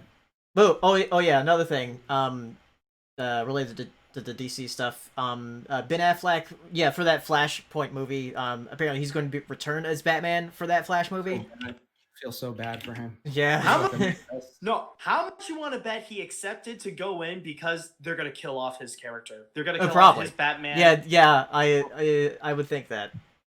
Mm-hmm. Since if they're gonna reset everything, then yeah. Yeah, I guess so. When you have a multiverse, you can do whatever the fuck you want, I guess. So, exactly. I mean, might as well go with Spider-Verse logic and just kill off one Batman so that you can go and meet up with another. Do that, Tobey Maguire. Get Tobey Maguire, Andrew Garfield, Tom Holland, all in the movie. Kill off Tobey. That'd be like so many people be so livid. Yeah. How dare you bring him back to kill him? And then at the end, Toby can just like do a little dance. Yeah. Oh god. Another DC thing. Apparently there is a Static Shock movie in development, which is pretty cool. Yeah, that's pretty cool. No talks as to who's going to play him, but actually, Michael B. Jordan. I was thinking that. He's too buff. Michael B. Jordan's way too buff. He's too buffed up, Static walking around just like, I can't see that. Too jacked. Who would you cast? Jaden Smith. Wait. When was the last time you then? Neo Yokio. So yeah, Neo Yokio. Oh god. Oh god, with that long ass chair. I remember that. It's just like seeing like freaking Michael B. Jordan's buff ass Static. I don't even need my lightning. I got muscles, bro. Look at me. It's just got these hands. Oh. Dang. Let's see here. There's a bunch of other stuff. So apparently there's going to be a dramatic take on Fresh Prince of Bel-Air. I'm sorry. Yeah, a reboot of Fresh Prince as a drama. So. Did you ever see that trailer? I did see that trailer. That fan trailer. Did you ever see that? That like fake trailer? It was so what people in the chat, there was this trailer, the fan-made trailer of this person who decided to get like he wanted to make like a more truthful telling of like growing up in Philly and stuff like that and how like dark it was, because like Will Smith's like, if you hear Will Smith like his story of growing up, it's like, oh yeah, I'm in Bel Air, I'm dancing my ass off. Like, no, he had like friends shot in front of him, he had friends die, and like when he moved, he had to move and like study and do all this other stuff. Like, it's very interesting. I highly recommend looking it up. But this trailer was just like a darker turn, like, you know, just again like the Riverdale treatment of just like a more serious tone, but like, you know, with some comedy put in there. And Will Smith saw it and he was like, wow, that was actually really good. And it reminded me of just how I felt growing up in those areas, because this is what happened to me. And then he went and he briefly talked about some stuff there. So he was all for it. And so like, I believe he's working as like a creative consultant on the show as well, because like the trailer was actually really well done. Like, it was really good. Mm-hmm. Like it's one of those things where, again, I always talk about like how, if something did its thing, right? A long time ago, and it had like a beginning, middle, and end. It wasn't canceled, it didn't finish or something like that. I'm like, okay, yeah, sure, fine. I'll see another way. Like that's what they did with like they've done that with so many other things. Like hell, like I'm doing a Teenage Mutant Ninja Turtle video. I can talk about that. Like 80s Ninja Turtles, way different than 2003 Ninja Turtles, and that's a good thing. Like the 2003 was way darker, but like the comic was way dark too. But then like they mixed them together for 2012, and then Rise was primarily bright, and then got the way it is. But I think I'm actually kind of like interested in it again, just because like Will was on it, and like the fact that Will was just like, oh yeah, this is what life for me was like growing up. I'm like, that seems like rather interesting to me, just from since he lived that life. So I don't know, whatever. If it's based on that trailer was quite good. I don't know, just when you said Fresh Prince drama, the word drama to me is from like K dramas and J dramas. I'm like, please not like that. But yeah, if it's gonna be in that same kind of tone as that trailer, then I'd be interested. Yeah.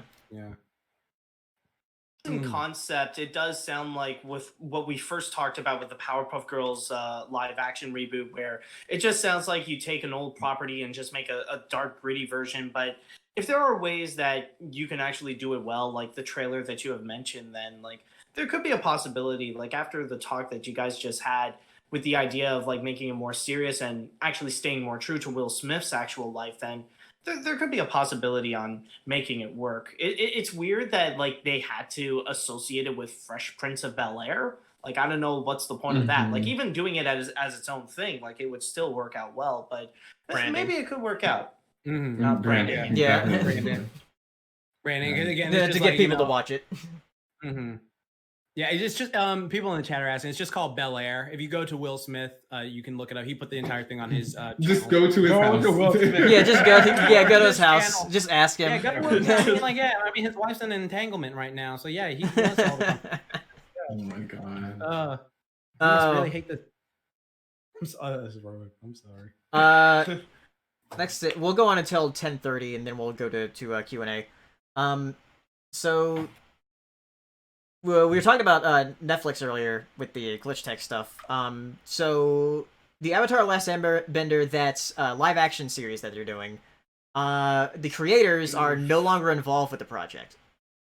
Because they were like, because we want to see fucking Toph and Zuko fucking in bed and shit.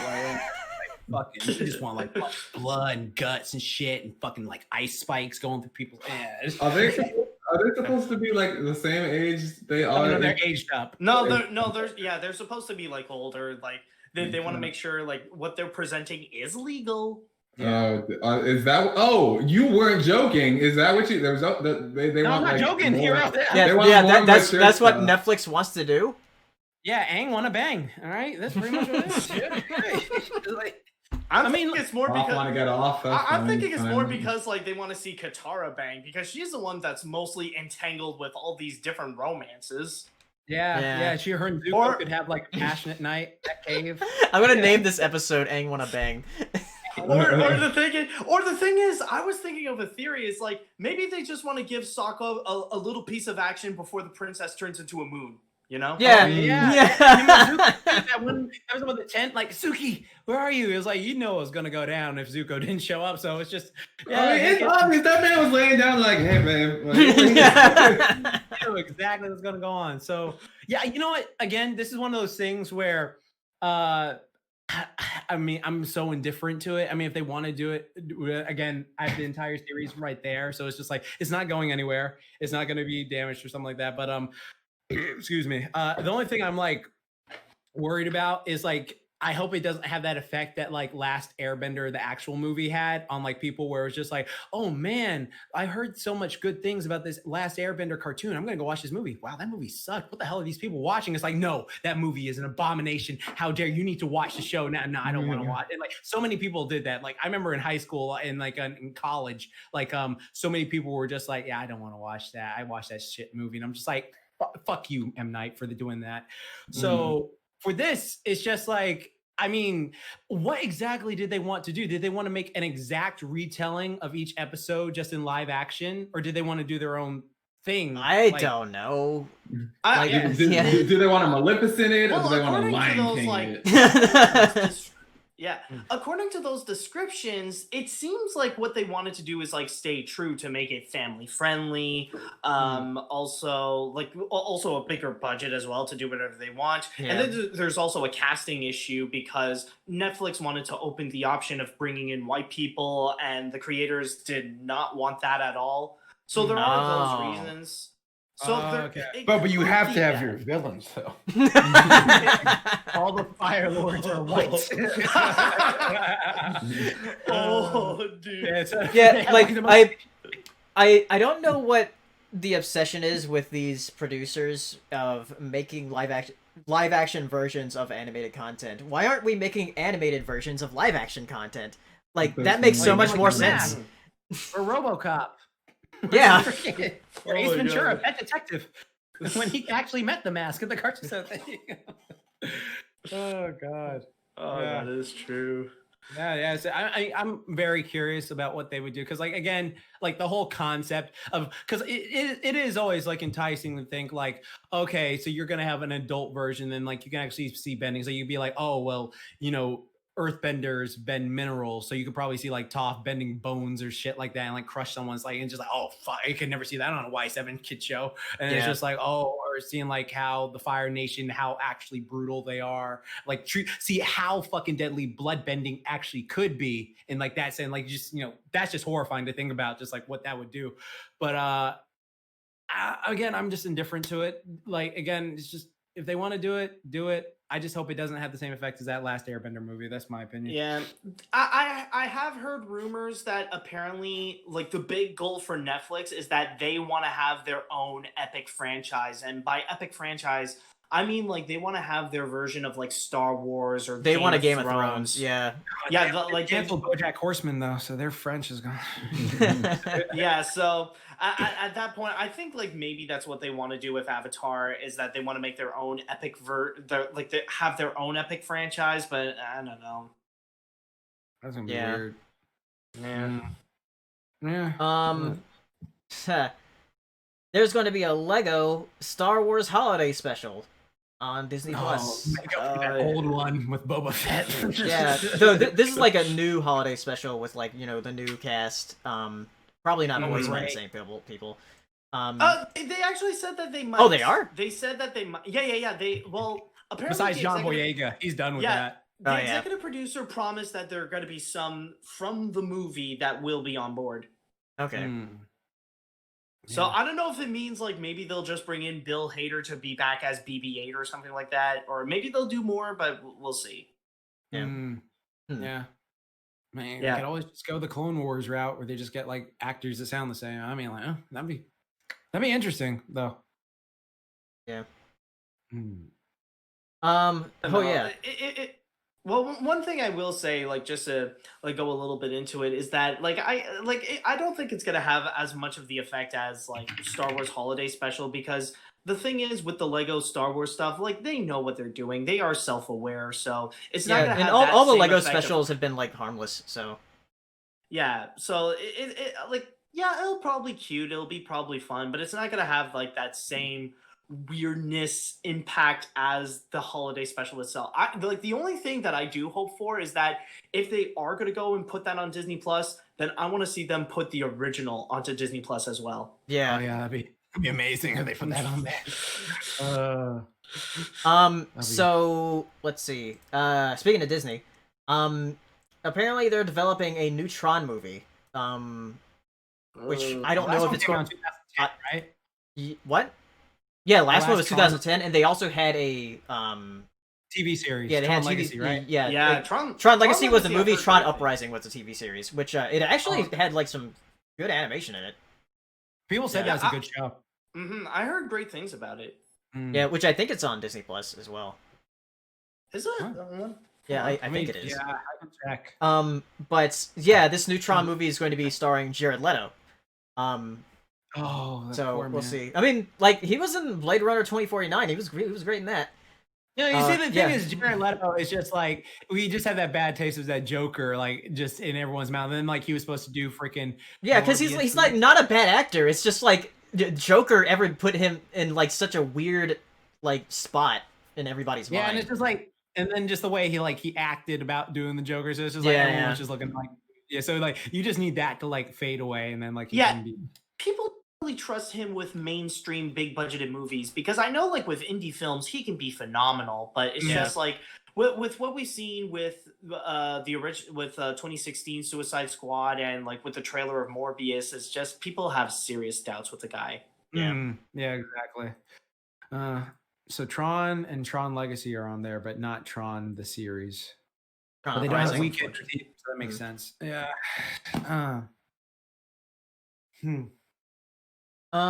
Let's see. Oh yeah, another thing from Disney. This was actually news from last time. There's gonna be a new Proud Family series called The Proud Family Louder and Prouder, featuring a new character voiced by KK Palmer. Yeah, I'm interested in that. I again, like it's just like, oh, Proud Family was a decent show. Like it's fun. Like Saber, you've been rewatching it too, right? I have been watching it. It's a show that I'm watching as an adult. I appreciate more. Yeah, there's a lot. Oscar's hilarious. I have to say, the show tackles some pretty like the topics that you wouldn't really see being tackled nowadays, where it's like religion, racial drama. Yeah, just like it felt like of a more urban version of Hey Arnold. And bring my mama back. Bobby! Yeah, right. So the characters are so endearing and very very unique designs, and the show's got its brand of humor that I really like. You know, with the Bobby. That's so great. They got him to be like Cesar Romero, who's the Joker. So that's just so perfect. It's good. I'm enjoying it. Like Zoe's kind of boring. I don't really care for her. Hey, she was the only good friend Penny had. She's not wrong. Yeah, I'm not wrong. Am I wrong? Sticky was like mixed. Sticky was like one of those guys who's like, he'd go there. And then there's freaking Omar, like, all right, you got me a double cheese. Yeah. Shit, like, it's just like. Within Kelly. Now, I like that this show does a good job of like, it's like, it felt like it was good Black representation, but never pandering to me. I like that. Yeah. I just want to toss Lassie Annick over a bridge. I hate her so much. I hate her so much. I hate Dejanay so much. I hate both of them. Every time I watch this episode, I'm just like, I prefer the Gross sisters, to be honest. At least you know what to expect from them. Like, yeah, exactly. Like, remember that episode where Penny turned bad and became one of them? Like, yeah. Dang. All right, one more thing before we get to Q&A. Real fast, the baby, the girl baby from the Proud Family, she has such a weird face. Whenever it's just like, I don't know. I want to scream. Are you talking about the baby that like always fucked with Oscar? No. That's the red-nosed baby. I'm talking about the Penny's little sister baby. Oh, okay. I can't remember her name. Cece, yeah. She had a really weird face at times. So in the background, you see her with her like resting face. I don't know. It's weird. Whatever. I digress. All right, one more thing I wanted to bring up, because I don't think we talked about it in the last podcast, was the teaser for Pixar's movie, new movie that they're working on called Luca, which there was just a concept art for it, and it's just, all we know is a coming of age story set in Italy. So, but I guess we'll have to look out for that. Shut up. Come on, George. Thanks, Jack. Disappointment. We have a new person here. Don't make him run away. for real though, with Luca, like it's one of those things where the more I think about it, the more that it really does seem interesting, because I feel like Luca is starting. It sounds like one of those recent Japanese animated features where it's like one of the more like slice of lifestyle stories. Yeah. Like the story I find to be very familiar with something like a bit like Weathering With You, or When Marnie Was There, especially. It really reminds me of those vibes. Yeah. And especially that they're doing an Italian setting, considering with Studio Ghibli films, they love going to Europe and have their environments be based just on from that. this concept art, I can tell this I mean, it's Pixar, like, so of course it's gonna look like amazing. But I can't wait to see these environments and what they do with it.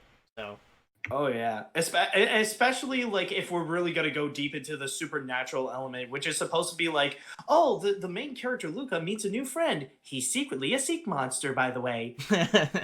Yeah. So it'll be interesting to see like what they're gonna do, or like probably they could go in a different direction and have like some kind of like family friendly Shape of Water. Yeah, and then it'll just like you feel sad about something horrible in your life and just have you bawling about something random. Like every Pixar movie has to do these days. It's just like all right. So we'll go to Q&A. So if you want to ask questions, you can use super chats or ask us on Twitter. I'm not sure if we'll be able to get the Twitter questions because there's a lot of super chats. And also I have 2 super chats from last time that we didn't get to answer because the internet went out last time. Yeah. So. Yeah. Oof. So yeah, from last time, Zane Powers asking, when will you play Dark Souls? I don't know. Never. I might play Demon Souls, the Demon Souls remake. That looks really cool.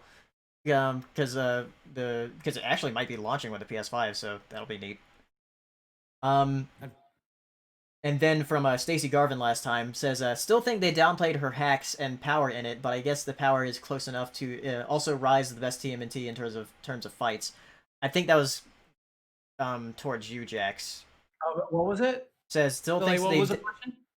Says still think they downplayed her hacks and power in it, but I guess the power is close enough. Also rises best TMNT in terms of fights. I'm not sure what they were referring to. Yeah. I guess they were talking about some. I don't remember the specifics of the last one of where they downplay her hack. So I guess we were talking about a character who like had very hacks ability or something. I don't know. So we'll just check that out. But yeah, Rise of TMNT is great fight as always. Go check out Rise if you haven't.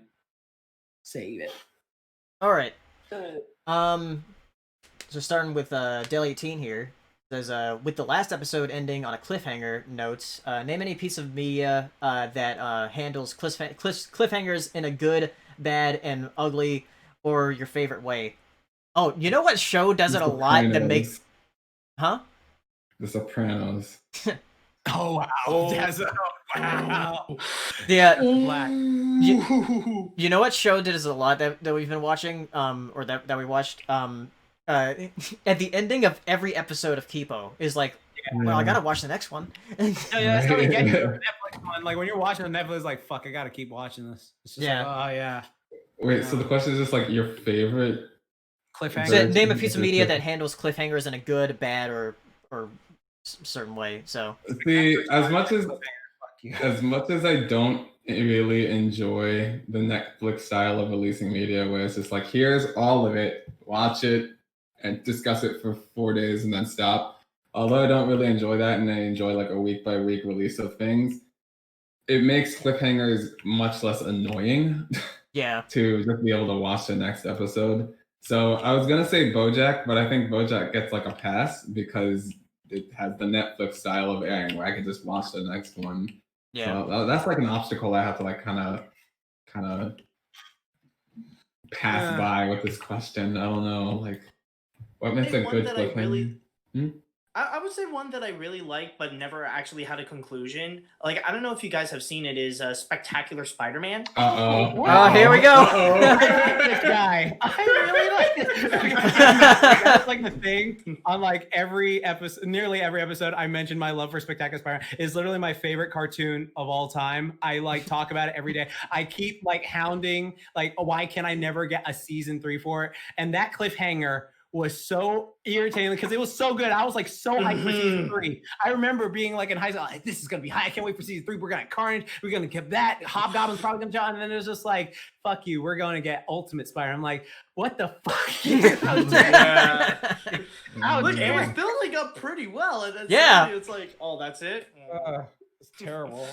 Yeah. That cliffhanger, I simultaneously love and hate because it's like, I rewatched Spectacular Spider-Man. God knows how many times I've rewatched it, but it's just like every time I see it, I'm just like, I kind of hope for like a different outcome. I'm like, just give me something else. Just give me something. It's just like, I hate when cliffhangers do that, where it's just like, I need something. Oh God, yeah, man.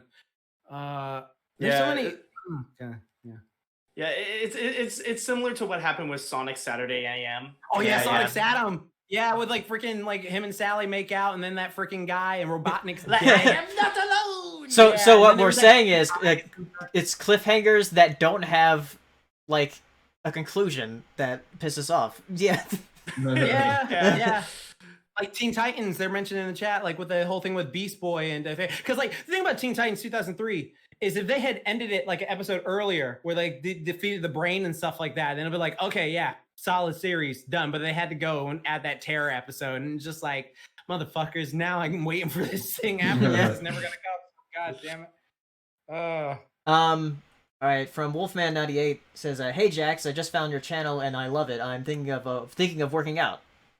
Awesome, dude. Do it. Get after it. Nice. All you got, just get training. All you do. I got a ton of videos to help you with that. So keep on. Let's see. AniMat RGG2 saying, since live action cartoons is a hot thing in Hollywood, what other cartoons you think would be live action next? What do you mean live action cartoons? No, like with the Powerpuff Girls thing. Oh, okay. Well, if we're gonna go into this dark and gritty route, let's do one of Cow and Chicken. Screw it. Why not? Honestly, just do a joke one. I am Weasel. Man, because people have asked like similar questions, not this one exactly, but like I am really stubborn in the fact that I just don't think cartoons need to be made into live action movies ever. I don't think it does anything literally ever. Have you seen the Teenage Mutant Ninja Turtles live action movie, the first one? I have not. It's such a great movie. Like, I'm serious. Like that is a great I didn't think you were joking. Don't worry. Sometimes I troll. No. Oh God, a Street Sharks live action movie. They got yes. Oh my God. Excuse me. If they're gonna make a TMNT live action, where's my Biker Mice from Mars live action? Where's Extreme Dinosaurs? Dude, we should make a crossover. We can make our own multiverse of this. And live action. Oh God. When they do this new Ninja Turtles movie by Seth Rogen. What about Road Rovers? Oh my God. Biker Turtles from Mars. Biker Turtles from Mars. No, because Biker Mice from Mars was such a good cartoon. When you like, actually still surprisingly, there's a lot of stuff that actually is like you watch it today, like it's the original one. I haven't watched the reboot. I keep forgetting there's even a new one. There was a new one. When was this? It came out like in the mid 2000s. I want to say like 2005, 7ish. I want to say it wasn't as good. I watched one episode. I didn't enjoy it as much as the original, even though they got the original voices back. And like. I thought Biker Mice from Mars was like a pretty dope show, but again, like they always made fun of like turtles. It's just like, what the heck are you? It's like, were you expecting turtles or something? And it's just like, yo, do you want some pizza? Yeah, gross. We want hot dogs because like every fucking anthro superhero team has their favorite food. The Street Sharks had burgers. They were like, ew, pizza.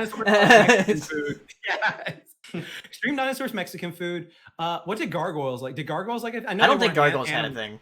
I don't know. Pussy. Also, Gargoyles was much more unique than those other ones. Like, it wasn't just a TMNT ripoff. Yeah. They were going more the Batman animated series. Yeah. With that one. Yeah, exactly. Like that was a great series. Oh my God. Yeah, I recently watched like the first 5 episodes again, and yeah, it's a great show. Oh yeah, man. I'm surprised Disney. I'm surprised Disney isn't doing anything with them yet. Yeah. Well, they're doing that thing with that their Netflix did with Young Justice, where Greg Weisman is like, keep rewatching Gargoyles because like the more you rewatch it, the more it shows that there's a need for it, and then we'll more likely be able to do a season 4 to it because that's what happened with Young Justice originally was like the first. Do that with Wander Over Yonder. We need a season 3 of Wander Over Yonder. Spider-Man, even though I know you can't because of copyright, I don't give a fuck. Do it. Do it. Do it, please. Do it anyway. I just need it. I just want to see Carnage and Venom fight. And then Eddie and him be like, let's get him, bro. And then like they team up and they fight Carnage. Like, oh God, I'm going to get myself angry. All right. Don't worry. Sony will do that later with that live action movie next year. I don't want live action. I want a cartoon. All right. From Enigma Prince. So not really a question, but I need you guys thoughts and prayers. My mom has a really bad health from sepsis, and I don't want to lose her from this. I'm sorry. Definitely thoughts and prayers with you. Best of luck on that, dude. Best of luck on that. Nothing but love, man. Nothing but love. From Edit Man again says Did y'all hear the weird Burger King ads on Twitch? They donate $5 tips to streamers advertising their company. What? Yeah, I bet they would. The fucking evil bastards. What? I used to work at Burger King for 6 years, so I don't like them. I really don't like them. Okay, they could go to hell for all I care. That's very odd. Did you hear that Chuck E. Cheese was streaming on Twitch? Wasn't Chuck E. Cheese canceled? Yeah, Chuck E. Cheese was streaming on Twitch. What was it like, Chucky? Like actually Chucky? They had a thing and a thumbnail with the mouse, but then when you see the stream, it's like, oh, they're just playing the game and there's like no audio over it. So they're playing Five Nights at Freddy's. No, they're playing like Fall Guys. Oh wow. No.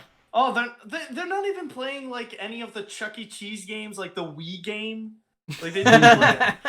Like that would be fitting. Like Chuck E. Cheese actually playing the Chuck E. Cheese games. Chunky Cheddar. A large entertainment rat by the name of Charles Entertainment Cheese. Another one from Editman says, by the way, how do you guys feel about popular shows and movies having people split in opinions, like Dragon Ball Super and the new Star Wars trilogy? I mean, that's how fandoms are now. That's how fandoms are nowadays. Don't you think?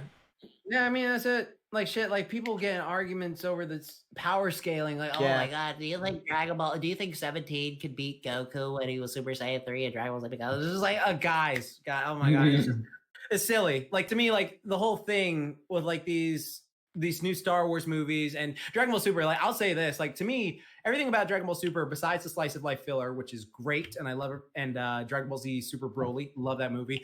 But besides it just feels like everything's very much made for merch. Like before, like the original felt like, oh, it had heart and soul. This is the story. This is how this goes. Now it just feels like, oh, we're doing this because you'll buy stuff for it, and that's pretty much how it feels. Like I'm being real. I'm this Goku is blue. Yeah, blue, a palette swap. This Goku is pink. This Goku is black. Wait, this Goku is phantom. This Goku is just like. Hey, it makes for great merch. Yeah, and also character slots in Dragon Ball FighterZ. Yes, exactly. Is that also Goku? I love that video. It's the best video. Oh, that's Goku. I know him. Is that also Goku? Is he also Goku? Are they all Goku? Is that also Goku? Yes. Yes. Are they all Goku? He sounds so disappointed when he says yes. Yes, they all are. Oh god. That video is so good. Oh my god. Oh, it is hilarious. That woman. I just want to. Well, from Tim Whitfield asking, AniMat, you've played any of the humongous entertainment games growing up? Putt Putt, Pajama Sam, Freddy Fish, Spy Fox? No, I haven't, honestly. Well, considering I'm from Montreal, I've played like some of the French stuff. I don't know if you guys know about like Adibou or anything. Nope. No. So yeah, like any of the stuff, like like maybe like some of the Arthur things, but that's pretty much it. And the Disney CD-ROM stuff, but never any of those humongo games. The most I'm familiar with those is like through Peanut Butter Gamers videos. Yeah. Nah. Here, did you remember that one video that was just like introducing the new fighter? Goku joins the battle or some shit like that. What? Oh, the one where he just like punches twice and then it's like the really short like, Goku joins the fight or some shit. It was just like trying to be like just normal guys. Wonderful. That's such a stupid. It's beautiful. Another from Edit Man saying, which anime transformation would you love to have? Anime transformation? I mean, can your body handle it, or will it just be like, "Oh, I can transform"? Let's just say you can. Let's say you can handle it. The most that I'm familiar is like those that involve polymerization and then just fuse together to create a new monster. Oh yeah, that's dope. Transformation. I guess. I mean, I'm black, so I don't want to go Super Saiyan. It wouldn't look right. I'm sorry. This man isn't black. This man isn't black. Shit. I want something that's cool. You know what? Like, honestly, I'm probably gonna get hate. I think like Naruto's fucking his fox forms look way cooler than Super Saiyan. I'm sorry, I'm just gonna say it. I didn't think it looked so much cooler. What about transformation from B and A? You can be a furry whenever you want. Oh fuck yeah! You can turn into a street shark. If you have B and A's power, fuck, you be a street. Oh god. Yeah, you could be a street shark, and I could be a dolphin. Yes. Oh my god. Transformation. You know, I mean, like, I guess all the I guess it really depends on the show, but most transformations, they apparently just stop time for your enemy. They just don't attack you. So that's already amazing. There was a great joke about that. It was so I forgot. I was watching with like the guy kept trying to transform. The dude kept kicking him in the dick. Like, stop it! Why don't you let me translate? We're fighting. No, like, no. He was like, why am I just gonna stand here? Fuck you. Right, exactly. Why would I just stand here? Why would I do that for you? Yeah. Yeah, I don't know. Probably. Jax took mine. You can get fine. You know what? Here, you can take that. I'll take some from Bleach. Yeah, I'll take each of them. There you go. We switched. Peaceful. Man, with another question here. Favorite Keyblade you'd love to have from Kingdom Hearts? I like the Oblivion Keyblade. It's very edgy and it has like a green eye. So yeah, the Oblivion Keyblade looks cool. Let me remind myself of what mine called. I have one in mind. I just forgot what it's called. I want that one that looks like a fucking dragon. Like that's all I remember is like I was like that is a serious dragon looking thing. Like it's just like more dragon than the other ones. Like if you see it, it's just like oh that is some dragon. Is that like from Mulan? I can't remember which. I think it was either the Halloween Town one or it was either the Mulan. I can't remember. I have to look. Well, let me look it up. Yeah, mine is Star Seeker. It's like one of the first ones in like Kingdom Hearts 2. Star Seeker. Is it like? Hold on a sec. I don't know if you could see it. Is it this one? Let me see. Well, it's on my camera. No. Oh no! That one's like actually a dragon. I'm thinking of like. I'm just saying like it felt very. I can't remember. Like it'll pop into my head. Hold on a sec. No. It's that sort of color, but it's like spiky. Let me see if I can. Invader Past 12 says the dragon was actually from the Lion King world. Was it? What? I don't remember what the Lion King one looked like, actually. Oh shit! I cannot remember what the fuck it looked. I just remember it was very spiky, and it was like it had like red things at the bottom that were like red spikes, and then the top was like a ninja star or something. I have no idea what I'm saying. It's one of them. This one. I found it. You found it? This one. Yeah, this one. Right here. That shit. I thought that was so fucking that one. Yeah. Yeah, that one's insane. So extra. Are you kidding? I love it. That's why I want that's even more extra than Oblivion. I know. How is that even functional as anything? The blacksmith's nightmare. I love it.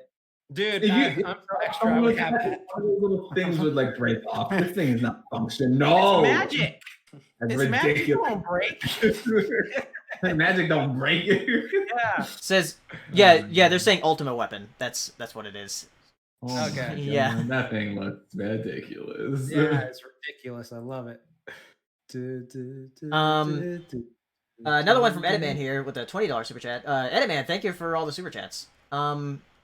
Saying thoughts on the many weird Disney ripoffs of classics from companies like Good Times, Golden Films, Dingo Pictures, Burbank, Britannica, the Secret of series, and Defa and a Nippon version of Beauty and the Beast.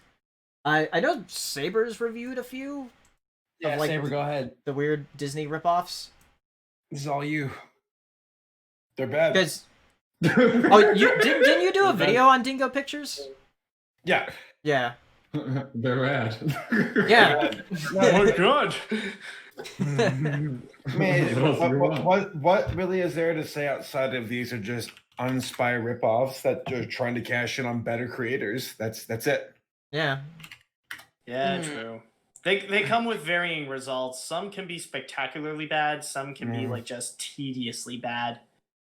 I think Dingo Pictures falls into the tedious category where it's like this is I can't. That depends. That Lion King one is just beautiful in its own disastrous way. From Ryan here saying Teletoon aired Infinity Train and they'll air book 3 and we'll also have the Looney Tunes cartoons. Treehouse will have the Not Too Late show with Elmo. Okay, cool. So yeah, Infinity Train will be airing in Canada soon then. Oh, okay. Nice. Okay. Oh, so I got an option. Let's see. Edit Man with another super chat here saying, Cake and Fresh TV are gearing up for Total Drama Rama season 3 with 52 episodes. Thoughts? Drama Rama. Yeah, I've never really watched the Total Drama stuff, so I've literally only seen the first season. That was the one I was like super into because I had a crush on that big boob girl, and then that was it. Like that was literally the only reason I watched it, and I didn't even know there was like a season 2 years later. Oh, Jack. Yeah, I mean, what I do. I'm sorry. I know it's grown into a phenomenon of its own. Like personally, like I know people who have watched it. I haven't seen it myself. The only thing is that I know that it's made where I am in Montreal. In fact, like I actually did a voiceover work at the place where they did do some recordings for Total Drama because I remember like entering the studio and they actually had a picture of Total Drama Island and it's like featuring the cast and all their signatures and stuff. Dang. Yeah, I know my Kari. Yeah, she's in the chat. She watched Total Drama stuff. But I never got into it because it was airing during a time when I really wasn't watching TV that much, so I never got into it. Season 1 was. I'll say that. Let's see. Tim Whitfield with another super chat saying, "Any of you seen the Disney run of Doug?" Yeah, No. I didn't like it. I watched like 3 episodes. Like this ain't it. Yeah, I don't know what it was. Like it just didn't feel right. Like I haven't watched it in years, so let me make that perfect. I haven't watched it in years, but like I remember watching it as a kid and comparing it to Nick's Doug, and it just didn't feel right. Yeah, I remember they did a live show at Disney World once. A live show of it, like oh yeah, like live on stage at Disney World. That was a thing that happened, and it featured characters that they had to be painted like to their respectful skin color. Like it was weird, man. So did they paint Patty? Oh yeah. Shit. Oh no, wait, they did.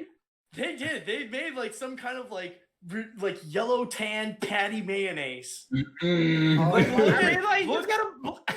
thought Patty was black. Patty was black with just blonde hair. Like I really did. I didn't think much of it. Oh Jesus Christ! Yeah, just look up Doug live and you'll see the horror. I'm gonna see Doug Walker. Oh, and then oh my god, and even okay. I thought the dog was the dog was honestly I thought the dog was also like a mascot, but oh god, it's worse. What the hell? What the hell is Pork Chop? I hate that. Why? This was live around his neck. And this was live at Walt Disney World. Everyone knows Skeeter's black. What the fuck? Oh, but luckily they did do mascots though. They did do mascot versions. Okay, that's much better. Mascot version. There, you can get away with that. I will say that in the Disney version of Doug, the only thing that I liked better was Patty's hair. I was like, yeah, that's a nice hairstyle. Yeah, she had a nice haircut on her. Dude. Is that Roger? Look at my screen. That's Roger. Funny.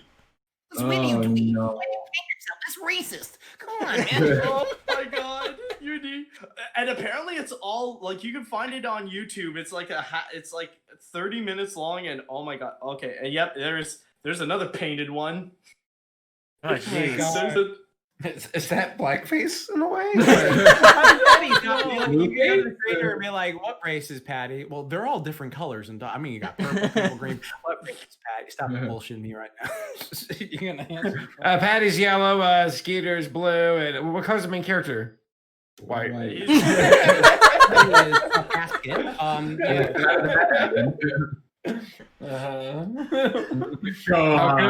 How convenient.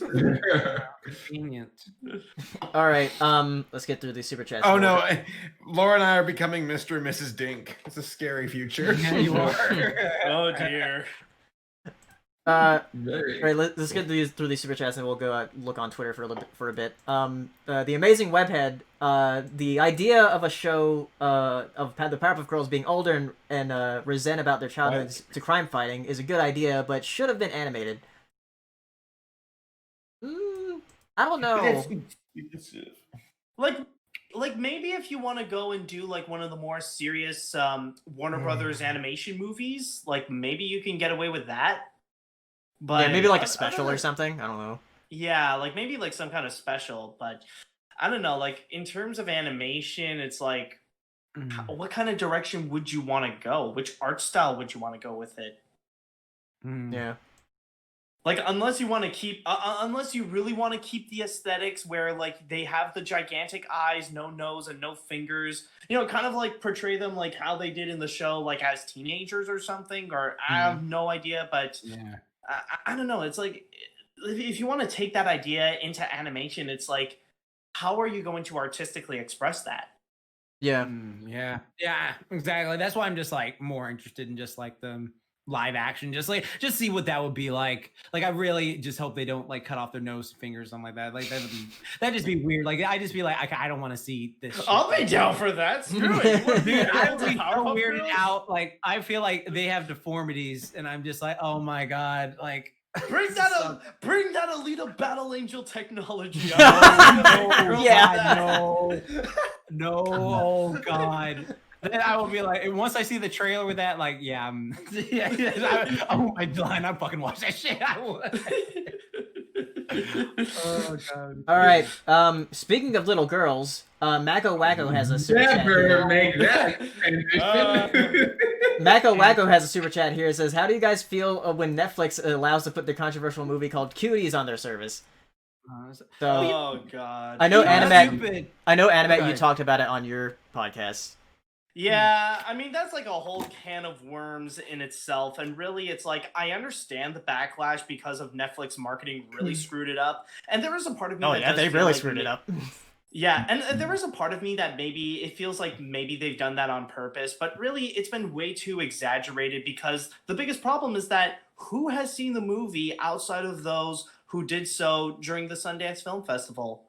It's like, this is a problem with, it really stands as a problem with reactionary culture and like how social media is right now, where people want to react, like people don't have patience anymore and they just want to react immediately and want to have the answers now. And that's where we see the massive consequences, where it's not only screwing Netflix over, but even the person who made the movie, in which like she was like a rising director and she got a lot of praise for the movie when it was in Sundance, and right now she's currently facing death threats. And I do believe what many people say is that because of what Netflix did, like her career could be dead in the water because of this. I was wondering if that was the case, because like another example, it's a bit different though, but like when Starship Troopers came out, like the movie, and folks were like, wow, I can't believe you guys are giving props to fascism, and it's like, what the fuck are you talking about? We're it's anti-fascist. yeah. Like what message you get? So yeah, fuck Netflix and their marketing. That was abominable. They fucked up. Yeah, that word. That word. Say it with me, Jax. Abominable. It was a bubble. No. I want to hear Jax say it though. I will drive down there and see you in 5 hours right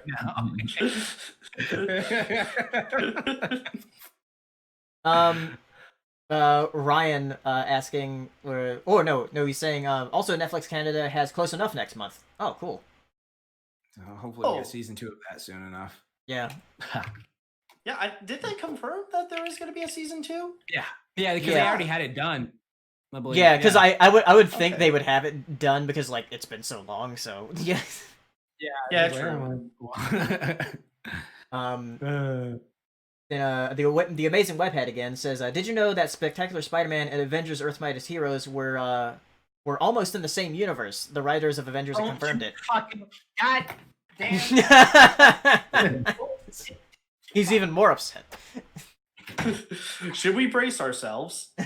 Don't say that shit to me. Don't do that. Don't you put that evil on me. How dare you fucking... How dare you say words to me? Oh my god, I am so heated now. Just for the fact, just like that better be a joke. Please tell me that's a joke. Yeah, he said the writers of Avengers confirmed it. Tell me you're fucking right. Please. I need you to say you're joking right now. Please. I'm gonna be so mad for the next 30 minutes. Please say psych. Yes, please say psych. Bruh, please say psych. I can't do this because that makes me so mad because those are such great shows. Those are like honestly, think about Marvel. Marvel does not have like a good track record with like cartoons and stuff like that because like it's just like they have like I want to say 6 quality cartoons. Everyone's like, oh yeah, that's good. It's just like Spectacular Spider-Man, X-Men, the animated series, X-Men Evolution, Wolverine and the X-Men, Avengers Earth's Mightiest Heroes, and then like you could debate like incredible certain seasons of Incredible Hulk and Iron Man, and then of course the 90s Spider-Man, which like there's some parts that hold up, some parts that don't hold up as well, and then of course like they're like debatable. Like there are certain ones that are just like unanimously everyone loves those, but then there are certain ones that's just like so like just hearing that those 2 great shows, one of the top 5 great Marvel cartoons, could have been like connected, like that just makes me so sad. Just like that would be so great. All right. From Ryan here says, speaking of Doug, almost every show Jem Jenkins made afterwards was preschool oriented, like Allegra's Window, PB&J Otter, and Stanley among others. And PB&J Otter? Yeah, I guess so. That was him? Yeah. Holy shit. Noodle, do the noodle dance. Technically, when you think about it, the art style is very familiar. Yeah, it is. And it does look very familiar. All right. These do look like here. Do you know PB&J Otter and Doug are the same universe?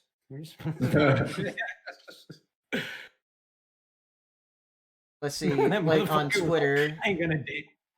He always danced anyways. Oh god. See where questions are starting here. Okay, from Cartoon Network Fanatic. Says thoughts on Ghost of Tsushima if you guys played it, and do you think it's better than Last of Us 2? I haven't played it. I don't know if Tom's played it. He probably has. I've heard people have told me that I would really like Ghost of Tsushima though, because it seems like a game that's up my alley as far as like the exploration and stuff. And also from Cartoon Network Fanatic, it says thoughts on the upcoming Phineas and Ferb film. Oh yeah, that's something we did not talk about because there was a trailer for that. Yeah, it looks good. Candace Against the Universe. I'll watch it. Yeah, I like Phineas and Ferb. Yeah, it seems Phineas like and it'll be fun. Yeah, Phineas and Ferb was one of those like surprising shows where I remember like I just turned like 20 and I was just like, I'm not watching cartoon bullshit anymore. And then like I watched that shit, and I was just like, no, I don't. I went through like a little phase where I was just like, I'm an adult, blah, blah, blah, and I was just like, whatever. And then fucking ponies came along and ruined that. It's just like Pony came along like, boy, you love this shit. Exactly. I mean, so, like for me, it was like Flapjack and Chowder. I was like, oh yeah. Yeah, Flapjack and Chowder. But then like I watched Phineas and Ferb. I think I just watched it just because it was on. And I was like, this is fucking hilarious. Like this writing is so good. And I enjoyed it. Like that show, I haven't seen every episode of that show, but it's a show where I'm just like, I enjoy a lot of it. Yeah, it's good. Nathaniel Foga asking, what canceled shows do you believe have any chance to get a revival? Like, if you were asking me this a little bit ago, I would have said Tuca and Birdie. But there it is, again back. Yeah. I want to say Symbiotic Titan because of Gendy's thing with Adult Swim. Maybe they can bring it back.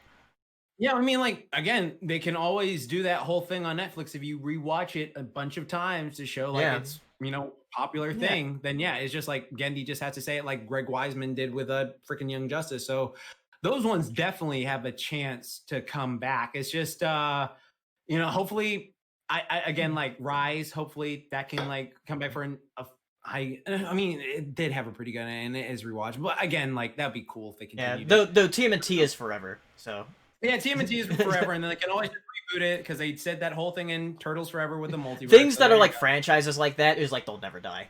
They'll just keep making another one. Yeah. Transformers, My Little Pony, She-Ra. Yeah. Garfield. Yeah, Garfield. Oh, they can't do it anymore because I don't care. The voice will never be the same as that 80s voice. Like his voice was just like so iconic, and no one can just capture that dude's voice. Lorenzo music is a legend. Like not even Frank Welker can recreate that. Exactly. He's so good. Ooh, this is interesting. Says from Major Mekazawa asking, in terms of both quality and quantity of content, movies, TV shows, how would you rank each of the major streaming services? Says for me, I'd go HBO Max, Hulu, Netflix, Disney Plus, and then Amazon Prime. You can also rank them by interface if you want. That's good. Actually, for like, I've actually been watching a lot of stuff on HBO Max because of how much animated content there is on there. Yeah, I would agree with him. Yeah. HBO Max. And then Hulu, because Hulu just has so much stuff. It's just like, that's on Hulu. Like, there's stuff where I go, like, that's on Hulu? Are you serious? And then, like, I just keep going. So, yeah, I would honestly, those are my first two, HBO Max, Hulu, and, Netflix, of course, afterward. But, Netflix. And then Disney Plus, because Amazon Prime has a lot of shit. Yeah. Like, that's how Saber found that one film. What was it called? Green Misty Sky?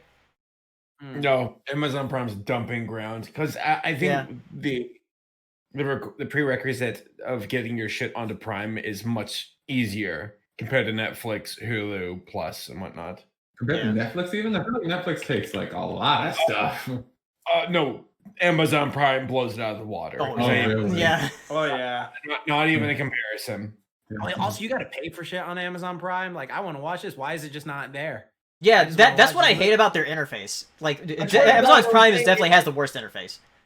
It would say it's on Prime, and you click on it, it's like $2.99, please. And it's like, fuck that, dude. Fuck that. I'm not renting this shit. Fuck you. I can't even watch it with the commentary. Yeah, but as far as like quality of content, I would say HBO Max because like even like a bunch of the classic films that are on there are really great. Does that include like some of the older stuff, or is it just the exclusively new stuff? Older stuff too. Oh, okay, yeah. In that case, I think like you did nail it. It's like not in order, but HBO Max, Hulu, Netflix, Disney Plus, and maybe Amazon Prime. But I ain't paying for every movie I want to watch on Amazon Prime. That's how boy. Scenario, we can replace that with Peacock. Yeah. That's free. You can just watch it. Quibi. Because we're definitely hyped up for your daily horoscope. Nathaniel Fogo with another question here saying, what's your guys' weirdest movie theater experience? Weirdest one? I've definitely had bad ones. Okay, weird. You know what? When you were watching Equestria Girls, and there was that guy behind us, like when they were turning into the Anthro cells, he's like, "Ooh, Anthro!" Like, it was hilarious. Oh god. It sounded like he was like some 30-year-old black man. I was like, "Are you okay?" Oh, I remember this one. Oh yeah. Weirdest one. I always remember this because it's just so crazy to me. I was at a movie theater in like 2009 with my friends, and there was this kid running up and down like the aisle and stuff like that. You know, like just kids do, just running up and down the aisle, and like before the movie starts and stuff like that. And it's one of those screens where you sit down and you look up. It wasn't like a angled theater. It's just one of those ones you walk down and then go up there. This kid running up and down the aisle, and then there was this guy who was walking around the corner. And then like I was just like, oh, that's probably his dad or some shit. Like he's gonna grab and shit like that. And so like the guy like runs up, grabs a kid, runs out the exit door, and then stuff like that. And it's just like, oh, I guess that's his fucking kid, whatever. And then like the kid's parents show up and they're like, oh, where's my kid? And so like apparently that guy had tried to take that kid and go somewhere, and like all the cops and stuff like that were outside, and then like they caught him, of course. Like the kid was fine, but it was just like one of those things where you just see something happen, and it was just like back and forth. And I thought like some guy, I thought that was their parents, and it was just like, oh shit, that was odd. Like that was just one of those things I always think back to. Like, I know, but that was just weird to me because it was just like you saw the dude. The dude was like he was like right here, and then he got up. And then he just ran and like grabbed the kid, ran out there. I was like, oh, that's his dad gonna spank him. And it was just like, Ooh, No, it's not. That's one of those moments I think back to. I'm just like, oh my god, like watch your kids, people. Watch your kids. Don't let them run around just like, yeah, crazy. As someone who frequents the arcade, please watch your kids. Oh my goodness. I'm not trying to accidentally kick your kid, then you come over and be all mad at me. Look, that's another situation entirely. Never mind. Oh god. Let's see. From Connor Johnson, how would you describe Andrew Lloyd Webber and Tim Rice's musical Joseph and the Amazing Technicolor Dreamcoat? Hero, you're the only musical person I know here, unless AniMat is a musical person. I know this one. I'll let Hero speak first. No, I don't have anything. What was it called? Joseph and the Amazing Technicolor Dreamcoat. Yeah, no, I don't know that one. Yeah, I remember watching it as a kid because I remember in the past, like me and my family, we had this VHS of Joseph, and it starred Donny Osmond, and it was fun. I would say it's definitely one of the better Andrew Lloyd Webber works because, like, the thing is, me and my my family especially, they're major Phantom of the Opera fans. So of course, we would experiment with a few others, and Joseph is probably the only one that stuck. I mean, like we've tried to look into other works as well, but no, just no. Just not happening. Just no. Don't trust me. I already went through the whole adventure with cats. Never again. Connor Johnson also asking, says, since it's turning 45 this year, I'd be interested in hearing your thoughts on the 1975 classic One Flew Over a Cuckoo's Nest. Yeah, that's a great movie. It's a great movie. That's a classic. Yeah, Saber, didn't you watch that recently? Oh yeah, I watched it with Laura. It was good. Yeah. I like the characters. The pillars. Yeah, I remember there was a summer camp that I went for an acting school, and we did like a little production of One Flew Over the Cuckoo's Nest. It was fun.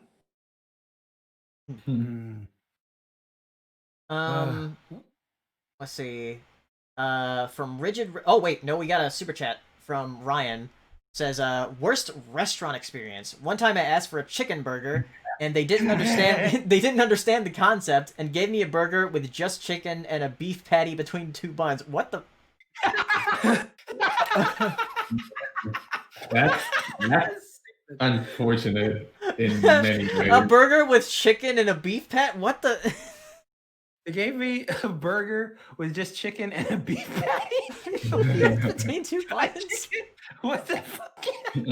Bro, where was this? It actually ironically sounds like something I did get at KFC. Like, have you guys ever heard of the Double Down Burger? Oh, the Double Down Burger is good. Yeah, that was classic. I remember that. Yeah, those things. I remember that thing was like greasy as F though. It gave you heartburn. If you ate more than two, you got really bad heartburn. What? You shouldn't be eating more than two.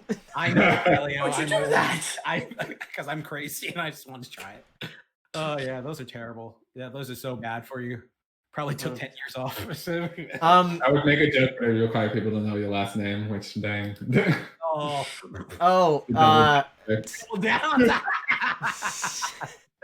Yeah, you're right. Saber, I know there's the one with what it was, Steak and Shake. Yep, Steak and Shake's, yeah, Steak and Shake's the one, and also the Hard Rock Cafe. Hard Rock Cafe, yeah, in Baltimore. The one that happened with Katie recently.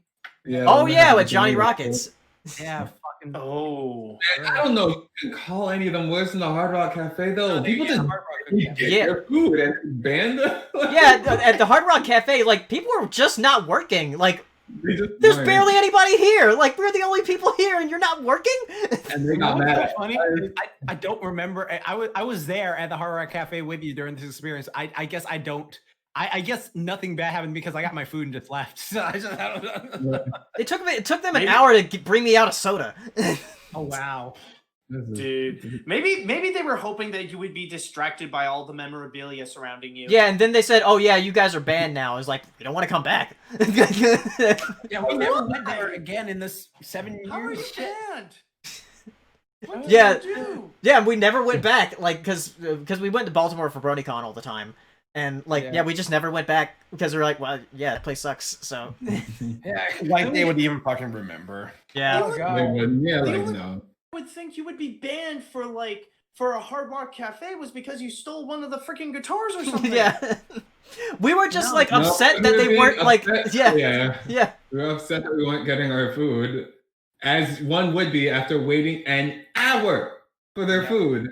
But like fucking I just was getting a drink. And then... Hey, we're gonna give you your food after all these other people get there. Shut up. Right. And we're like, yo, we really have places to be, and it's whatever, man. I went through kind of the same thing, except I was in a worse scenario where like I had to wait 2 hours for my food at the restaurant. It took so ridiculously long, and it felt like an awkward area also, mainly because I was there for like a family reunion that I didn't really want to go, and it was awkward too because like I was in a place where like I never met my one side of my family's like cousins and stuff like that, and they were the same age as my parents. Like I was like the youngest one there, and there was nothing that I could really contribute, and it didn't really help either that they mainly spoke French and I mainly speak English since I am from Montreal. So like it was just like waiting way too long for my food and like just awkwardly sitting there while everyone was talking about their kids and like their office jobs and stuff like that. So I never want to experience that again. Damn.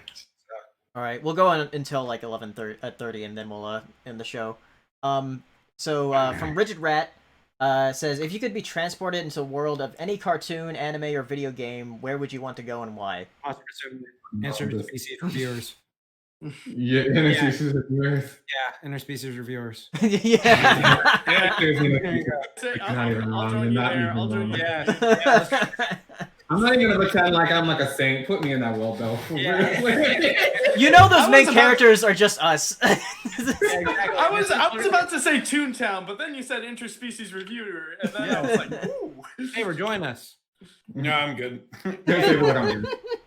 Well, what world would you want to be in? I'm gonna go to Diablo and watch y'all burn in hell. Okay. Spike up your ass. We're gonna be having fun. Escapade with the succubus, anyways. Yeah. Right. Oh God. Paper is the most pure of us all. He wishes. Yeah. Let's see. Waddle's asking thoughts on AMC and Universal Pictures announcing their deal to release movies in video on demand 17 days after the release on the big screen. You could tell movie studios are going to be dominant when it comes to film distributions, because that's the big thing with movie theaters. That's all they want is 100% control of how movies are distributed so that they can make the maximum profits. But now, because of the pandemic, they have no choice but to pretty much give in to what they want to do. And you never know, this could reshape how things are going to be with film distributions, where like very soon we'll just get the movies digitally and people will probably prefer to watch it there. Yeah. I mean, like the deal is that you can either go and watch the movie immediately in theaters, or you could just wait 3 weeks and you could stay at home and watch the movie on your own digitally. Yeah. Yeah. Because I can see like both sides of that, because it's just like I sort of do, just because quarantine, I sort of do miss going to the theater just once in a while. Just like, oh, that was a nice little thing to go to the theater and watch a big movie on the big screen. And then it's just like, it is more convenient just to be like, oh, I can have it here. But then like, I'm terrible with this. I get so distracted because I'm like on my phone, like on my, and then I have to rewatch. Yeah, that's why I love going to the theater, because like I have no distractions. So yeah. Or like I'll go on like YouTube while I'm watching a movie, just like, huh? Yeah. Okay. Yeah. Okay. Terrible. From Ozial says, have you noticed that you and AniMat have to similarly in terms of animation reviews, news, games, etc.? Yeah, I guess. Ozial sometimes has some weird warnings to what he says, but yeah, I guess we have like similar tastes. True. Hey, great minds think alike. Yeah. Think of it that way. Let's see. From Santos Celine says, "Why are character reveal trailers, fighting games, are so short now? Which trailer? Yes. which trailer was better, Shanty from Dev's Fighting Herds or Master Roshi?" He's definitely, I was about to say, he's definitely talking about Master Roshi. That. Yeah, I saw like a clip on Twitter of like, here's how fighting game trailers are. It's like, oh, here's a punch and then nothing. Yeah. So the Master Roshi trailer, if you take out the level 3 super that he did, that combo is 2 seconds long. So you see 2 seconds of this character like actually fighting. It's like, bro, come on. Like, hey, give me so funny. Like, everyone else, like all the Z people, were like, "Why the fuck we get Master Rush?" Like, shut the fuck up. He's in the tournament power. He can be in this. Let him. Okay. Do you want fucking like Kid Goku from Dragon Ball, like instead of like Kid Goku from GT? So it's just like. So I don't know how far into fighting games I should go. No, let me not go too far. But yeah, anything is better than that Master Roshi reveal. That thing is the hot. Are you sure you guys are not too spoiled by Smash Bros. Ultimate? Yes. Yes. Other reveal trailers are definitely better. I didn't want to actually think about it, but yes, other reveal trailers are definitely much better. This is 2 seconds. You got to see what is probably his standing medium kick into his crouching medium kick, and then him do a super. Yeah. So he gets 2 moves and then a super. What? Yeah. What's going on? Lena, I think so too. Let's see, from John saying, "I'm tired of Cartoon Network putting PBG on this high pedestal like it's the best thing since The Simpsons, making this dumbass reboot and ignoring all other old properties. No one wants this shit, dude. Shows like A Symbiotic Titan and Dexter's Lab." Hey man, I want this shit now. Okay. It's just what I was talking about. Yeah, from us talking about it, I just want to see the shit. You know, honestly, for a second, I thought you said PBG instead of PPG. I like a rant about peanut butter gaming. Yeah. Why does Cartoon Network love peanut butter gaming so much? What does Austin have that all the other shows don't? Definitely heard the same thing and thought the same thing. I was like, PBG? No, PPG. Power Buff Girls. The Power Buff Girls. That's a YouTuber that I knew. That's amazing. Another one from Waddles here says, "Thoughts on Kiss Anime and Kiss Manga shutting down their websites?" Yeah, I never used. Good. That's a tricky one. Yeah, I never used them, so. I mean, I stopped using them like a while ago. Yeah. Oh wow, one site out of billions. Right. Yeah, but then again, because of the new Japan law, now like people who pirate that stuff, like now they gotta like desperately hop from website to website. Like that's what they gotta do now. I didn't know there was a law. Do you know what it entails? Yeah, that is the reason why they shut down, because Japan put in a new stricter law when it comes to copyright. And if you share pirated content like that, or if you run websites like that, you're going to end up going into like a few years in jail in Japan, and you have to pay like millions of yen in fine. Oh, wow. Damn. They're bringing the hammer Poor down. Luffy. Fuck. Dude, how much pirates? Jesus. Poor Luffy. So yeah, this is a legit permanent thing that's not just going to affect Kiss Anime, but like plenty of those other sites, like the millions of other sites as well. Like, they're not going to give up and they'll still keep on trying, but they're going to have a much shorter lifespan than usual. Sure. Yeah, shit. I did not know about that law. That's interesting. Well, like over there, isn't there like law, like not to derail it too much, but like they have like a big law, like if you like smoke marijuana or something like that, you could get like a death sentence. Oh my god, your life is over, bro. It's like some ridiculous. They full on retroactively removed an entire character, like the man's voice acting. I can't remember what game it was though, but like the game was on shelves and they're like, pull it, we're pulling it out of the game, and they did. I was like, they are not joking with that junk. Like, serious. I cannot remember what game it was though. It was like sort of recent. It was like definitely within the past 5 years. Damn, that's insane. Ugh, crazy. Gallianza McCarthy asking, would y'all ever watch the Oogie Loves? It broke me, I will admit. That thing is a trip and a half. It keeps on repeating the same format again and again and again. It's something that you have to watch with your friends in order to like riff on it and have fun. Otherwise, if you're gonna sit alone watching that movie, it'll just make you go insane. And then last one from the amazing webhead here says, to answer the Marvel question, Chris Yoss from Avengers said the Spidey from Avengers was supposed to be the one from Spectacular. They even got the actor to reprise his role, but Disney replaces him with Drake Bell.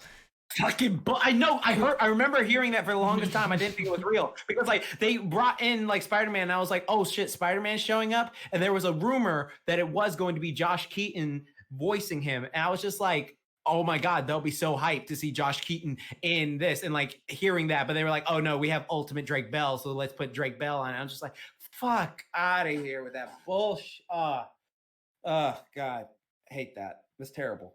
Absolutely terrible. Another universe, we have it. This is why we need multiverses, because we can see it. Yeah. All right, we got I mean, technically, Spider-Verse already set up a pretty solid one, so you never know. Yes. Yes, there you go. Oh, if he appears in that, then we're cool. Oh, we're not cool. Yeah. Make him CGI. Well, that'd be cool. Let's see, we got a couple more super chats here, and then we'll sign off. It says from Ryan, says bragging rights. I got Carrie Elwes and Christopher Lloyd to sign a DVD of Oogie Loves, and they were cool with it. Elwes even said there was always one. There's always one. Oh, okay. Wow. There's always one.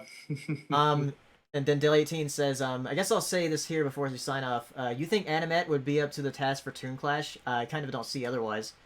Toon Clash? Yeah, that's a thing that we used to do with pitting cartoons against each other in like a tournament bracket. Yeah, that would be interesting. But yeah, I'm still trying to see what I'm gonna do with Toon Clash. So we'll see in the future. But yeah, that's all the super chats and what we had on Twitter. So thank you, AniMat, for being on the show. And no problem. I had fun. Yeah. And we'll see everybody in a couple of weeks. Last September. September 7th. It's already September. Sorry. Yeah, I know. It's crank up the Earth, Wind, and how can this year go by so slow and so fast at the same time? I know, right? I feel like last month, like Animal Crossing and Doom came out, and I'm just like, oh shit, that was like March. Shit. Oh my god. Oh, it's terrible. I am tired of the hot weather, though. I want it to be cold again. I'm just tired of my hot weather. I don't want it to be cold. I don't want to deal with snow. I don't want to shovel again. Shovel? Snow? What's that? Oh, you lucky bastard. Please. It just gets kind of chilly here. Shovel your driveway like once a year, please. Yeah, once. Yeah. All right. So yeah, we'll see y'all on September 7th. Bye, everybody. Bye. See you later, dudes. Bye.